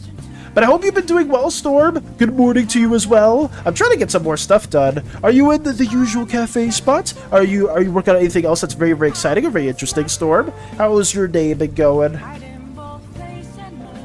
Or we can add a slime theme to it. You are doing great. The slime tide creeps closer to cheer. Ooh, okay. Say, steal a Vitan's essence on the way out. Oh my god. Fury's taking the wife and kids right now. Yoro brings up an extremely good tip, though. I think the ominous positivity is something that I didn't think about either. And I think implementing that later on could be really cool. Good night to Fury and hello to Storm. I'll say good night to Fury and hello to another incredibly talented artist as well, Storm. The one actually, I don't know if you were here for it, but did you know that Storm's dispatch cover also got viral? A very big accomplishment, a very big achievement for Storm as well too. A lot of you guys deserve way more recognition, like genuinely, and it sucks that it hasn't happened yet. But like I said before, guys, just stay consistent with your craft, keep working on stuff you're passionate about, and you will get to it. If you're very confident in your abilities and you know what you're doing is good and you enjoy doing it, you will achieve that audience eventually. It's like taking a shit, you don't put effort into it, nothing will come out. As for confident, when you do it, it's not like you question yourself if you have it or not. Just try pushing it and see how it goes. Fair enough. Honestly, that's, you know what? I kind of like that spin. I like that take. Thank you, Storm. I like I said before, it is Hollow brings up a really good point that I think a lot of us do deal with, and even this doesn't even have to relate to art in general. I think it's just a good question to approach as a whole, because a lot of us are very passionate about different crafts and whatnot, and maybe sometimes we will have doubts about it. But as long as you have some form of confidence, or you at least try to like throw yourself out there a bit, you know, you'll never know. You'll never know until you try, or unless you try. Your old pointing upwards. Like this is what I agree with too. Oh god. But thank you for sharing that as well, Storm. I hope your day's been going well. I'm trying to get this finished too. Surprisingly, the time always flies by, and I did start around my usual time, like around 8ish, but it always goes by so quickly. I don't know why. I really don't know. It's such a weird phenomenon, because I swear, guys, like, after the stream's over, like, and I'm working on more of this Slimeverse stuff, it feels like the day goes by way slower. But, I mean, I guess it's just, it's a bit of excitement. It just started. Got you. The only problem for me is that I don't know if I enjoy it. I thought I enjoyed it. I said an idea of the future on it. And the closer it approaches, the more doubt appears. That's interesting, Hollow. I mean... I don't know, like, the best. I don't think this correlates too well, but I'm trying to ask you this in the same way. Did you have these doubts, or did you have any small doubts at the very beginning of these choices, or were you much more confident at the beginning of when you made these decisions? It just started. Got you, Storm. Also, are you planning on working on anything today, Storm? Because, like, for me, I guess the most relatable part for that in regards to me would be, like, college, when I was trying to get more into coding and programming to do stuff within game development, and I hated it very, very early on. And then later on, I just ended up shifting over to doing more writing stuff, because I eventually wanted to make, like, my own, like, novel series, or, like, try to become more of a better writer. That being said, my writing skills are absolute shit. I feel like the stuff that I did learn ended up kind of not really biting me in the butt, but I definitely did become a better writer, just not as good as one that I think I could have became, or a thing that I thought I would have with the education that I received. But it is what it is, you know. I think a lot of, like, the creative aspects of creative fields end up, like, yeah, you can learn a certain amount at school, but a lot of it also just comes from you taking out the time to actively seek out as much knowledge as you can and try to implement and improve from it. Because there were some people that I saw that would write incredible stories that I myself would love to have, like, a whole freaking, like, 1,000-page novel series of. Like, it was insane, guys. And then there was other people that would just not put any effort into their stories at all. It would be like the brand. Oh man, I still remember one story that I don't even know if I want to share it. It was the most, like, what the fuck story ever, where, like, the guy put, like, zero effort into it at all. I think they ended up quitting the entire workshop course, and I think I never saw them afterwards. But it was really been crazy. Mouse, have you ever talked to yourself in a really deep talk? Because I feel like I like talking to myself a bit too much and start talking to myself out loud as if someone was actually there. Have you ever had that? Talking to myself? A lot of times, yeah. I would admit that too. There have been multiple times where I have spoken to myself, whether if it's, like, more for, like, maybe some ideation stuff and whatnot, or if I'm really trying to like, write something out. I'll try to, like, verbally visualize it too. But I feel like I've had some experiences like that too. No, like, taking a ship, but in time you just do it and somewhat enjoy. Now, let's say it's to learn to enjoy and familiarize yourself with if it's gonna be your daily work. That's fair. Just throwing yourself out there a bit more too. No, as a child, I really want to be in it. Like, from 7th grade, it was hard, but it felt worth it. Like, it will be better in the future. And now it's my 3rd year at uni. I'm having an identity crisis. Damn. That's interesting though, Hollow, because I want you to know this. I want you to also know that, I mean, even Storm could probably vouch, or anybody else that here that's been to college or at uni. There's a lot of people that definitely experience that as well, and I, as someone that also experienced that too, where it's like I myself thought that I wanted to be always a part of like the gaming industry and, like, work on games and get some programming and learn coding and stuff like that. And then I dabbled my toes in it. I'm like, oh boy, it's not for me. But I guess the difference for us two, Hollow, is, like, you have been doing it for a while, and for me, I kind of, like, studied it very, like, my first semester, and then I was like, this is not for me. This is not for me at all. And I kind of swapped very quickly. And then at that point, I was kind of having a bit of an identity crisis. But because I didn't know, like, oh, like, if I can't really do programming or coding, like, what the hell am I going to do within the gaming sphere? Because I've always liked games. And even to this day, I still wouldn't mind doing something within the gaming industry if it could be something art related. But if not, it is what it is. I don't know the correct approach to it. That's the issue. But I feel like Storm has given some really good advice as well. I've been to college. I tried to, and I hope things clear up for me. I hope things get better for you too, Hollow. Because, like, the identity crisis stuff is something that a lot of people definitely do experience, especially during that college time. I know it's more common, at least over here in the US. I don't know how education is structured over there, where you are, Hollow, specifically. But over here, because, at least in my general area, they don't really teach you properly how to better prepare for, like, other career choices after high school. So, like, once you get thrown into uni, you're basically like, oh, here's all the choices you can do. You can get a degree for this, for that, for there. You can get a technical school there. Like, at least for me and, like, my education upbringing, I wasn't really given the best tools after high school. So, like, a lot of people ended up facing an identity crisis once college arose, or, like, once they got to around that time. Got done with my bachelor's in game design, and now I'm having more fun with data. Ooh, with data specifically. Still suffering and wanting to return to gaming, but not sure if it is my world. So I feel ya. Yeah, it's hard, Jarl.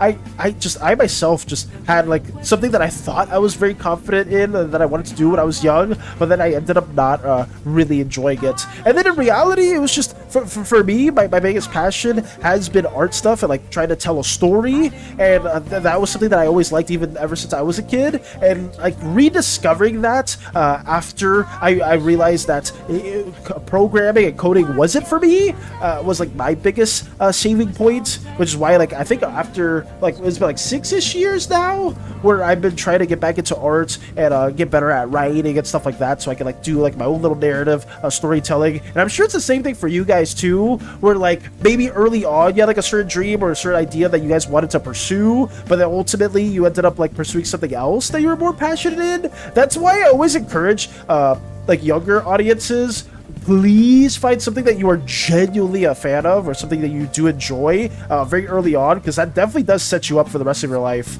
because it will bite you in the butt a little bit from time to time. Let me move this down here.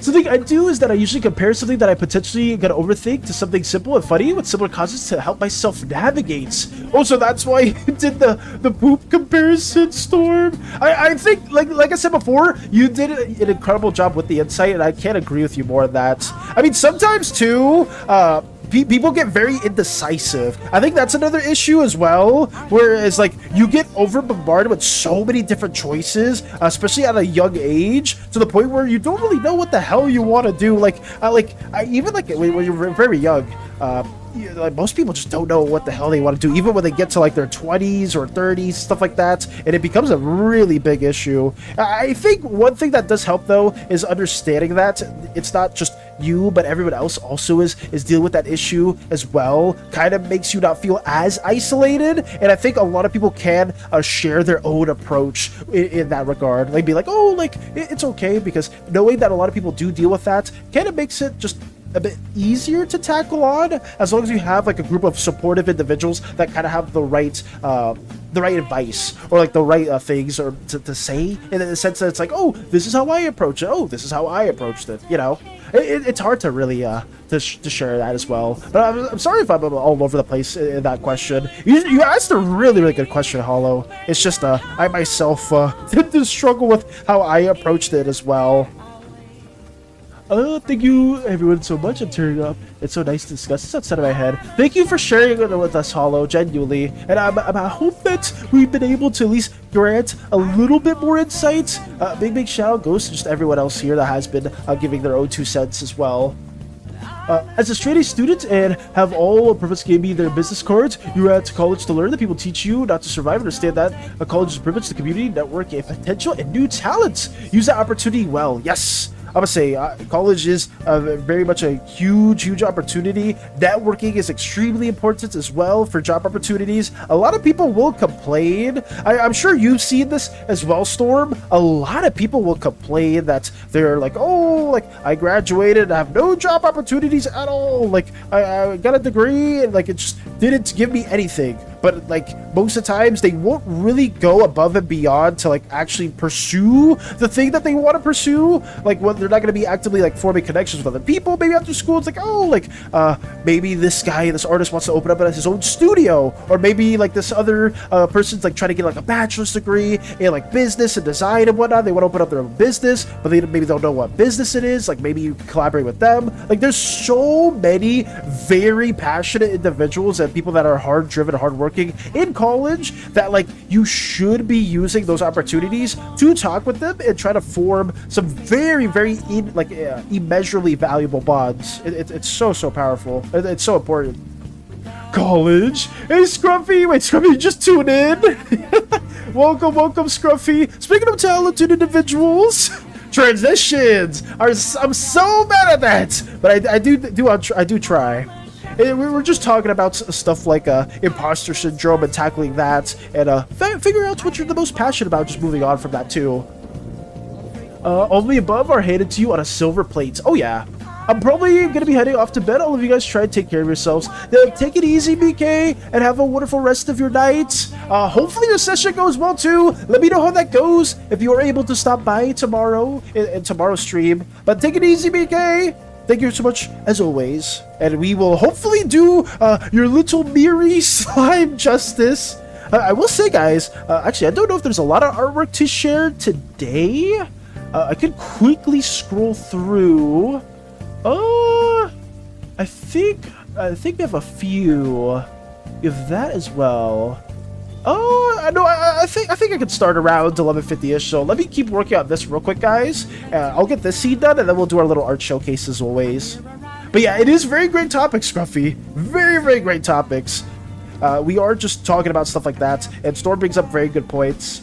And Hollow, big shout out goes to Hollow for bringing up stuff like that, because it can feel really rough, like talking about that stuff. I feel like you're isolated sense where like nobody else is like kind of like dealing with stuff like that. But it just to let you know, a lot of people do also have those issues, but it makes it all the more better to kind of like vent those feelings or those gripes that you may have, because other people can also give their 2 cents in the matter.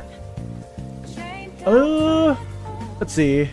I think you're doing my baby justice already. I'm happy to hear that, BK, but please take it easy. I shall dream more ideas for you, Val, because I'm having too much fun about Shion and Miri. I'm happy to hear that, though. I'm going to be jealous again when you dream about it, because I still have yet to dream about the Slimeverse, and everybody else dreams about it, but whatever. I'm not going to talk about it too much. I should not openly discuss my gripes on that matter.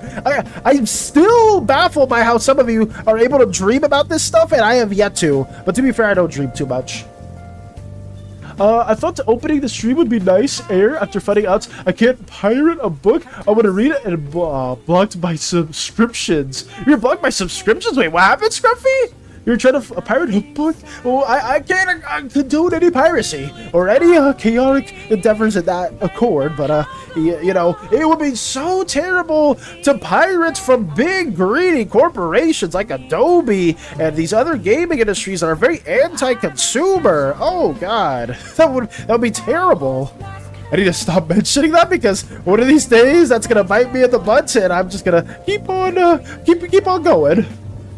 Go to college is a chance for you to take a massive risk to your career path if you feel like you want to try it out. I just graduated, now I know how to do printmaking, ceramics, sculpture, and even contemporary abstract art. Oh wait, did you? Actually, Storm, did you just graduate this last semester? I thought you were still in college, actually. So wait, you're a full on college graduate now? So I mean, yeah, now I know how to print, make ceramics. Like, you have so many like valuable skills that like other people would absolutely like kill for, and that's good though. BK with the flowers. I'll say, please wish a wonderful good night to BK as well. I sent a 2.5-minute trailer for new reverse character. I recommend it, and the song lives in my head rent free. Got you, Hollow. Well then, if you did send a video, I will see that as the last thing for our stream. So we'll have another live reaction to that too. Yes, I'm free from college hell about. Nice! Well, congratulations for that too, Storm. I'm excited to see what your future endeavors may entail. What are you planning on doing now? Or do you have a current job at the ready, specifically, Storm? It's a pleasant experience still. Oh yeah, like I will say, guys, if you haven't got to college yet, at least mostly within the West, college life is great. Like those were like my favorite years for schooling. I think outside of that, it was when I was like the most studious, and then after that is probably elementary school, when I didn't have to worry about anything at all. Like that was something that I enjoyed. Hey Fluffy, welcome back, Fluffy. Nice to see you too. Oh God, we are just talking about a lot of very interesting topics at the moment. College sucked for me. Oh, did it, Lux? I'm sorry to hear that. I was because actually it depends on who it is, because I even remember Koopa got scammed in their college program as well too. So for the most part, at least for a good bit, college is fairly enjoyable, but it can be pretty bad for some people too. But at least for me, that was my favorite part. Let's see. Oh, Scruffy? Oh, the subscriptions. Oh, God. Do you know what crazy? You can fix most of your problems by swallow your ego pride and say sorry, or be humble adults that have egos? Or just like a kid who thinks that he is always right. I would say it's it's important to be humble as well, extremely, because if you're way too egotistical, even if you are completely right, you do also just lose a lot of opportunities in that way as well too. Because, like, I mean, Storm may know about this as well, too. Or maybe some of you guys that have, like, that know a bit about, like, the art industry or the gaming industry, just some industries as a whole.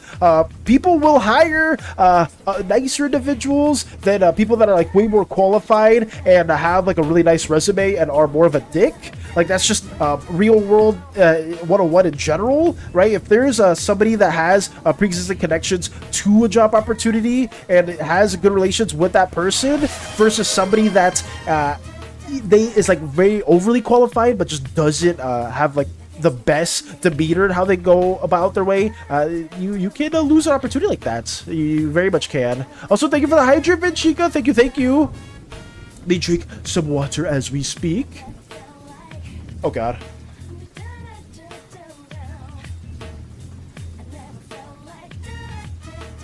Okay, sorry. Drink some water as well. Got that going.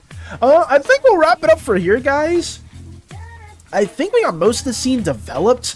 Let me see if I can draw a little bit more. But we've been talking about really good subjects. I will say, guys, this is some very thought-provoking stuff that I was a big fan of. Hello, did not know that they were going to bring up such a very interesting question. And like I said, I do highly encourage asking more and more questions like that too, because it definitely does get a lot of more of the community involved with stuff like that. And I personally don't mind it, especially since it can relate to not just art stuff, but other fields as a whole. And it's very relatable. But let me finish this for now, and then we'll keep on moving to art showcase. I'm going back to Vietnam soon. Oh, are you, Storm? Are you going to be working in the art field there? Or what are you going to be doing there? Also, I think I said hello to Fluffy, but hello, Fluffy again. I only did 2 semesters and quit, and I'm still paying. Well, you're still paying? You only did 2 semesters and quit? I would say that's a terrible experience then, Lux. I'm very sorry that you had to deal with that too. I mean, like I will say this too. College is for nerds. Jump out, become a cave gremlin. It's not for everyone. I'm not gonna like say college is like the best environment for everyone else. Too, it is a nice place to go, especially depending on what degree or what type of job you are looking for. But a lot of times institutes also are really good, like some technical institutes. Like I know one of my friends went to a technical school and they make bank as well. I do encourage some form of education, even if it's not college, but there is always like some good ways, at least in America, like having some other secondary form of education, whether if it is like for a specific job, just helps a lot. I know some job places also offer that too, like as a way to like kind of work your way up into other positions. Bring back some cuisine for us. Ooh. Oh wait, did I miss Scruffy's comments?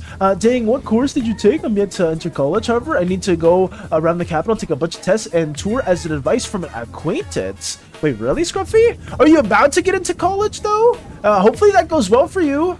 A student teacher is another person trying to do their job. What I do is I feed them back the energy to feel good teaching me, so I can learn the actual cool shit from them. Fair enough. That's completely understandable too, because a lot of teachers do just want to teach, and then sometimes they kind of lose that passion or that motivation to teach because they'll have like very problematic or troublesome students. So that can vary quite a bit. Also, I'm very behind, guys. I'm so sorry if I missed a couple comments here and there. Let me just quickly get the slime, the quick slime that the Jarl said, drawn out right here or colored in, and then we will do some art showcase stuff. But yeah, sorry about that. A little bit behind. Here we go. It's not the best landscape at all. It's pretty scuffed. I do wish I could actually render this a bit more, but I'm not gonna worry about that too much. I've said that the same with the line work as well. I just need to quickly get through as much as possible. Bro, street pork skewer is the bomb. Street pork skewer? That sounds good. I was doing a fine art program. I'm planning on taking multimedia arts. Ooh. I would say Scruffy is, I don't know if you've seen Scruffy's work, Storm, but it's incredibly well done too. Recently, Scruffy posted a commission in our server, and that work is insanely well done. Scruffy and a bunch of artists here are incredibly talented. Let me get that finished. Let me do a little bit right here as well. and then we'll move on. Okay. Here we go.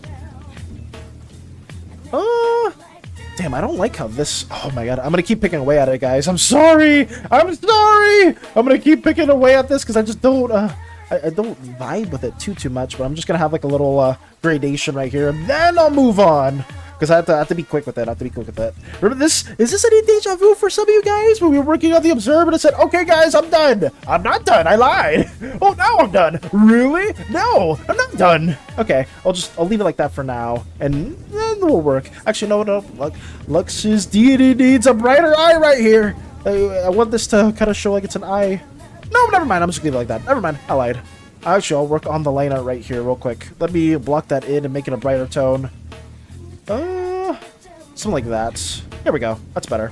Okay, now we're done! For now! I'll keep on moving. Okay. The glove is off! The glove is off! That means I'm gonna do art showcase time! When you understand the hardness to teach something, you actually learn better. That's interesting insight as well. I hit my hand? No! But with the right location and a nice brick, you can make a fortune. Breaks into a billionaire's third mansion. Hey! You can't do that! Oh god, we should have a quotes channel for this. I mean, at this point, with a lot of the quotes that Zen has said, I wouldn't be surprised. We should have like a whole thread just for that. I would go insane teaching a bunch of shitty Zoomers being hyperactive, whiny shit jokes running around, saying 6-7 every 10 minutes. God, Storm, I remember when you were talking about that before, and you had to deal with that during one of the classes. As you were graduating, that is crazy. I can add the salt to the wound. The infamous 6-7 low. Oh god, yeah. Okay, let me do the showcase. Sorry about that, guys. Let me go towards the art section. We'll go to references. Anything in memes as well? I don't think there's anything too crazy to share memes and some videos as well. But thank you for posting those.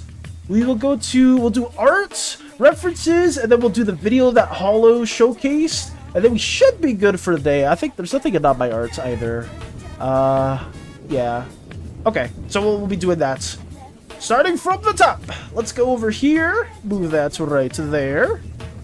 And we're starting with a banger. We're starting with Lotus's colored work, as always. Very, very nice and very, very pretty. Get to see their own OC in a very chibi sense. The One Piece is real. The One Piece. We're referencing One Piece now. Another goated reference. But yeah, I mean, I guess another W from Lotus as always. I'm sorry to hear, I know Lotus may not be here right now, but they are lurking, or not lurking, but they are working on more stuff and not having the best day. Hopefully their day goes a bit better. As always, it's peak art from Lotus and from everyone else here in the community. But yeah, another big W as well. Always really been good at coloring too. Is whoever says say the teachers suck while acting like they are the main seasonal isekai character, I don't take them seriously. Absolute facts. Oh, speaking of Storm I'm tying my tongue, but I don't get a reason. We have another good comic panel here, courtesy of Storm. So what is this? Where the contract says it covers dental, but you say, did it say you become the toothpaste? Wait, huh? Okay, so let's read this one as well. Oh, hey there, handsome. I heard you like chemistry. Would you like to join me in some exciting experiments? Wink, wink. It's getting pretty hot in here. How about you sign this contract and we get right to it? Contract? Oh no. Damn, this should have been me. They're getting tied into. Is this just a pit of acid? Or just a biochemical waste? Beep. Oh my god. Holy bazookas. Flower with the beady eyes. Lotus makes such cute art. I would say Lotus's art is incredible, and also Storm's artwork is very great as well too. Oh, you can't really see it as well, but down here, somebody's is falling into a pit of acid. It looks like, right, Storm? Correct me if I'm wrong. Oh god, chemistry. Oh god. I was saying Storm is incredibly talented when it comes to making very illustrious women. I'm trying to not say it forward, but you know, if you've been here for over a while now, you know that Storm is extremely good at drawing female characters, and they have an incredible storytelling skills to it as well. But yeah, big shout out to Storm. I wonder who this character is. This your own OC, Storm, or is this somebody else? because I don't know who this may be specifically, but I do like this is like a scorpion or like some sort of claws to them. I think that's like a claw. I think so. But overall, Storm, thank you for showcasing this as well. Just bopping around. Incredible anatomy, no cap, but holy. Oh god. Damn, that should have been me. Zay, that should not have been you, because if that's you, you would have been just falling into a pit of acid.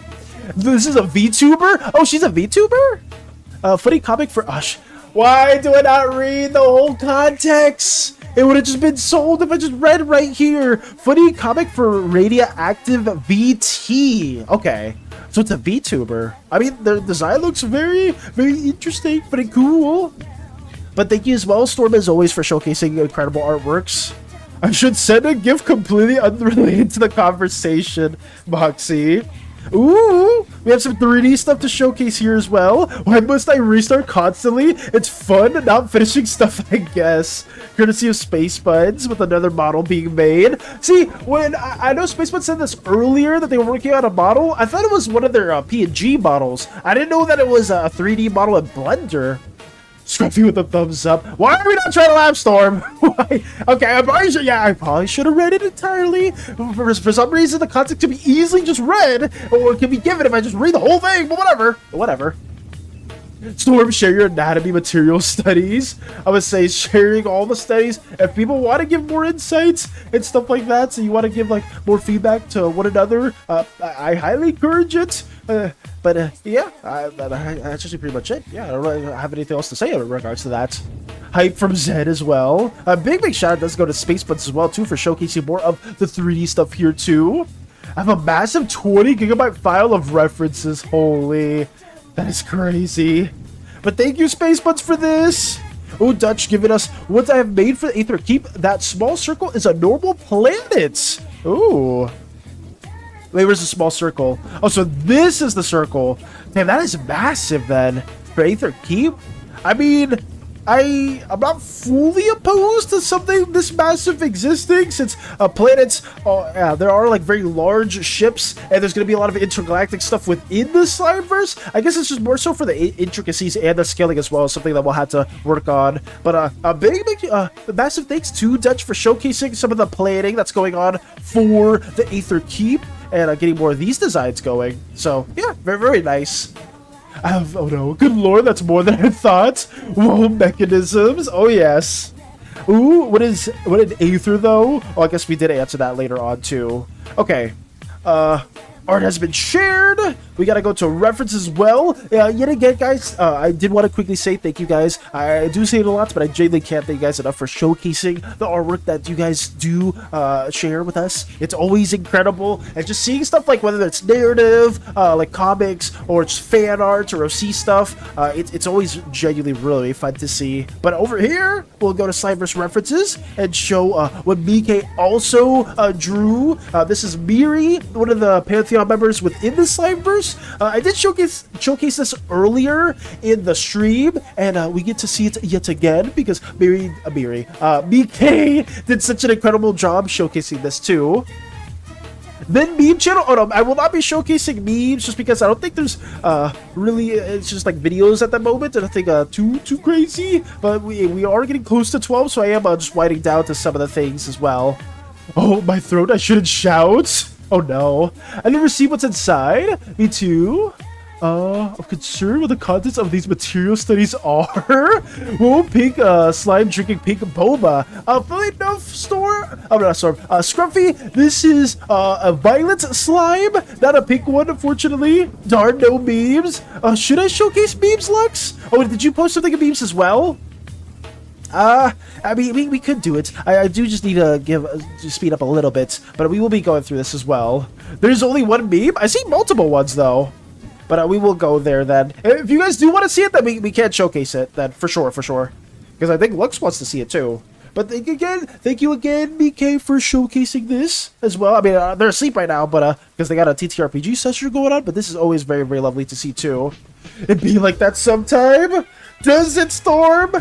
An idea I had for a pink slime bounty hunter. Ooh. Wait, okay, so is there anything else that I missed? No. You think you've been poisoned? Follow me, my friend. I'll take care of you. You can trust me. I'm a doctor. Oh, I love this kind of like anglerfish feel to them, Zen. So this is the person you're working on? I'm curious though, why did you say they may not be allowed into the Slimeverse? At least design alone? I don't really see a reason why they can't be added. Anglerfishes make a lot of sense. I believe, I could be wrong, but I think Crochet was working on some pink slime individuals for their own hospital idea, and I think this is really cool. Violet, am I finally colorblind? No, you're not colorblind, Scruffy. It's just that the markers maybe was a bit limited on what was being used, but Miri is a violent kitsune slime. Fishman. I mean, I very much think this is a-okay to be added. I don't know if you're talking more about like the intricacies to the backstory or some of the capabilities then. If you want to talk about that a bit more after stream or during stream, I'm all ears for that. But thank you as well for showcasing this. I love their design in the shades. The golden shades are really cool too. I was thinking the sharp teeth were a bit much. Oh no, the sharp teeth are fine. Yeah, the sharp teeth are a-okay. BK always does a fantastic job. Oh yeah. Fishman from Arlong. Fishman. Oh, from Arlong Park or from one of the earlier seasons in One Piece. I mean, it could be that too. It could be a pseudo reference to that as well. But yeah, thank you, Zed, for showcasing this. I'm a fan. I love this. Maybe think of the pink angler from Pressure. I don't know what that is specifically. Okay, so that is that. We have the video for Hollow, and I believe you guys wanted me to see something in memes. Where is it specifically? So is it the no memes day? Right here. Oops, it's like try to go out. So we have, what is this? Sometimes I think the reason they scrapped the original Hotel Transylvania Dragon design was because they knew that if we got that on the big screen, you guys wouldn't be able to handle yourselves. Oh, is this? What is this? Oh, so this is Dracula's original design? Oh, is this Dracula? I mean, they look very, I guess, I wouldn't say intimidating, but they look really cool. I guess some people would have been much more down bad for this Dracula design than the one they got in the current Hotel Transylvania, but potentially. I too would love having a desk lamp on my forehead. Honestly, Storm, that would make my life so much easier too. Especially when I'm like trying to read in the middle of the night. I don't have like any other light. I only have like my main light in my room, and I don't want to have that on while I'm just like in my bed trying to read. Because then I have to like go up and like turn. I mean, it's a hole. I'm a lazy bean. When I'm sleeping in my bed, I don't want to get out of my bed. Long story short, but it would have helped me. I remember I used to have one of those lights for my Game Boy way back when. Because they didn't have natural lights to them. It is more interesting than the final one. It definitely is a much better design. I will say that too. It's me, I'm people. Absolutely, sharp teeth are a good touch. Sharp teeth are a good touch. Listen to well, IRL anglers actually have teeth look like that. Oh yeah. I'll say the real life anglers have a very like pointy, spiky teeth like that too. He sure is a dude, man. I can't agree with you more, Vector. Okay, so we have this video to showcase in memes. Let me see this as well. Let me pause that. And let me put this over here. Let's get this going. Loop that in. Okay. Let's see what we got cooking at the moment. Let me make this a little bit lower also for the music. It is more interesting than the final one. I agree. I would say the other design is much more interesting. Yeah, Game Boy has more tangents than actual Glock 9mm. I would say the Game Boy, like some of those early designs, those earlier hardware Storm, oh my god, they had so many attachments to them. But let me see what this is. Oh, this is Legends of Adventures. I may have seen this one already, but let me just have it full context. Okay, I will shut up now. Children have been going missing. It could be gorilla of the woods. There's a wild gorilla on the loose. I'm not saying gorilla. I'm saying grilla. Is it a charcoal gorilla or a propane gorilla? Story goes that she eats children. You probably shouldn't let us in if children are going missing. We're just gonna make it worse. No, she's extra dangerous because she's using gorilla tactics. Oh my. I fear the Winter Queen might not show up for the crowning. Yes, and also I think there's gonna be a gorilla. Was that the gorilla on the loose. It's not gorilla! I hate to tell you this. They just but kept messing it gorilla- up. Hey, Astrid! What the hell? Oh my god! Children have been going missing. It could be Gorilla of the Woods. Yes, the infamous Gorilla of the Woods. Okay, I can see why you wanted me to share that. That is so good. I mean, like I said, Legends of the Vantress always has bangers. This group, if you guys haven't seen Legends of Vantress at all, guys, please check out their channels. They are comedy gold. I swear, they have like so many shorts. I mean, I could maybe even click them right here. Shorts. They have so many good moments here that are just absolute cinema. So if you guys want just like a fun time, if you guys play D&D at all, hopefully you can just tune on into their channel because they're super well known in the D&D community. But if you haven't heard of them, please check them out. There's just an endless sea of just so much good content. Love these. I was gonna say they're pretty well known. But also, Astrid, I hope you're doing well too. Sorry you kind of caught us towards the last part of our art showcase in the stream, but it's still nice to see you and anyone else that is returning. We're just getting that done, and I think that should be it for now, guys. We are going to react to the trailer that also Hollow sent us. Actually, wait, did you send it? Is it in gaming, or is it one of the tabs? Actually, I may not see that at all.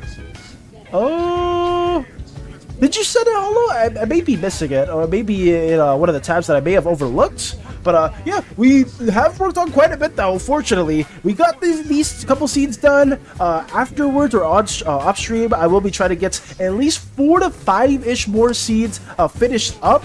Next stream, we will be coloring more stuff. Hopefully, we can get done with the origin parts of Uzeus as a whole.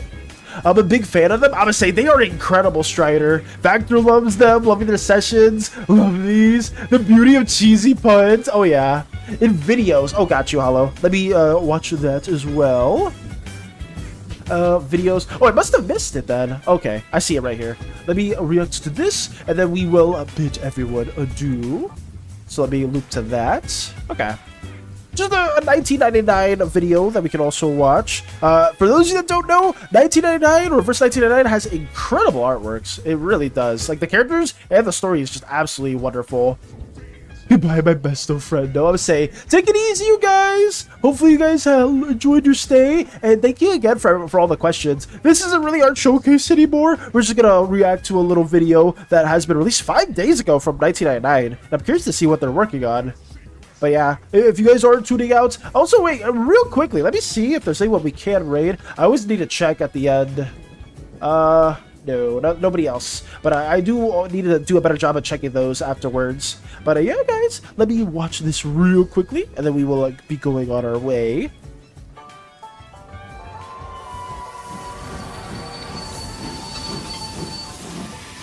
So, Ooh. she's the vampire everyone's been talking about? Uh-huh. That's our boss, alright. Ooh, okay, real quick, Hollow, is this one of the characters that you're going to be able to play as, or one of the characters you're going to be playing with? 74. Don't say your points. Have you really not heard her story? Well, guess I'll just have to tell it again. Is she one of the characters? Deep in the forest, the castle stands tall, where you will find the vampire's hall. Sharp fangs, pale face, they go Nicola, and of course his younger brave sister Rupska. Eyes red as blood, the shadow in the night. She wakes to dead. I loved her design. Eyes red as blood, the shadow in the night. Darkness and demons, her no fear or strife. They feast on blood so they may live forever. She releases tomorrow? She plays her keyboard when the light is drowned. She raised up her last one from underground. That's oddly morbid. That's oddly morbid right there. Tanky Monday when we're spread far and wide. Go to Okay, sorry that I paused, guys. I like how cheery the music is, and then just all of the scenes in the background are just this horrific ruins. Like 1999 always has like these very like morbid yet pretty undertones to the designs of the characters, and then they just have like a really fucked up story going on. Sorry for pausing. The vampire brave and kind. Broken homes, broken souls, they beg, she casts a spell to rebuild their lives and raise to one rebel. Eyes red as blood, a shadow in the night. The dead were awake in a joyful reunion. Eyes red as blood, a shadow in the night. Just as they used to, their souls danced ever on. Vampire, vampire, the brave kind of So morbid. Oh, the contrast is great. Resurrect her home come the next full moon. She'll live forevermore and to see her soon. For she cared for everyone under her great tune. Oh no.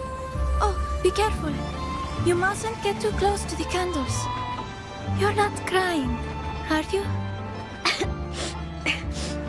It's A so vampire beautiful. like me never cries. It is so beautiful, I swear. 1999's characters are so good. But that is incredible. Thank you as well for showcasing that too, Hollow. I didn't know. So this character, where are they? So what's her name? Rabuska? She's gonna be added into tomorrow? Are you gonna be wishing for her at all? Hopefully, if you do wish for her, I wish you the best of luck. Because I know Gotcha's gonna be a bit tricky to get the characters you want, but I do like her design a lot.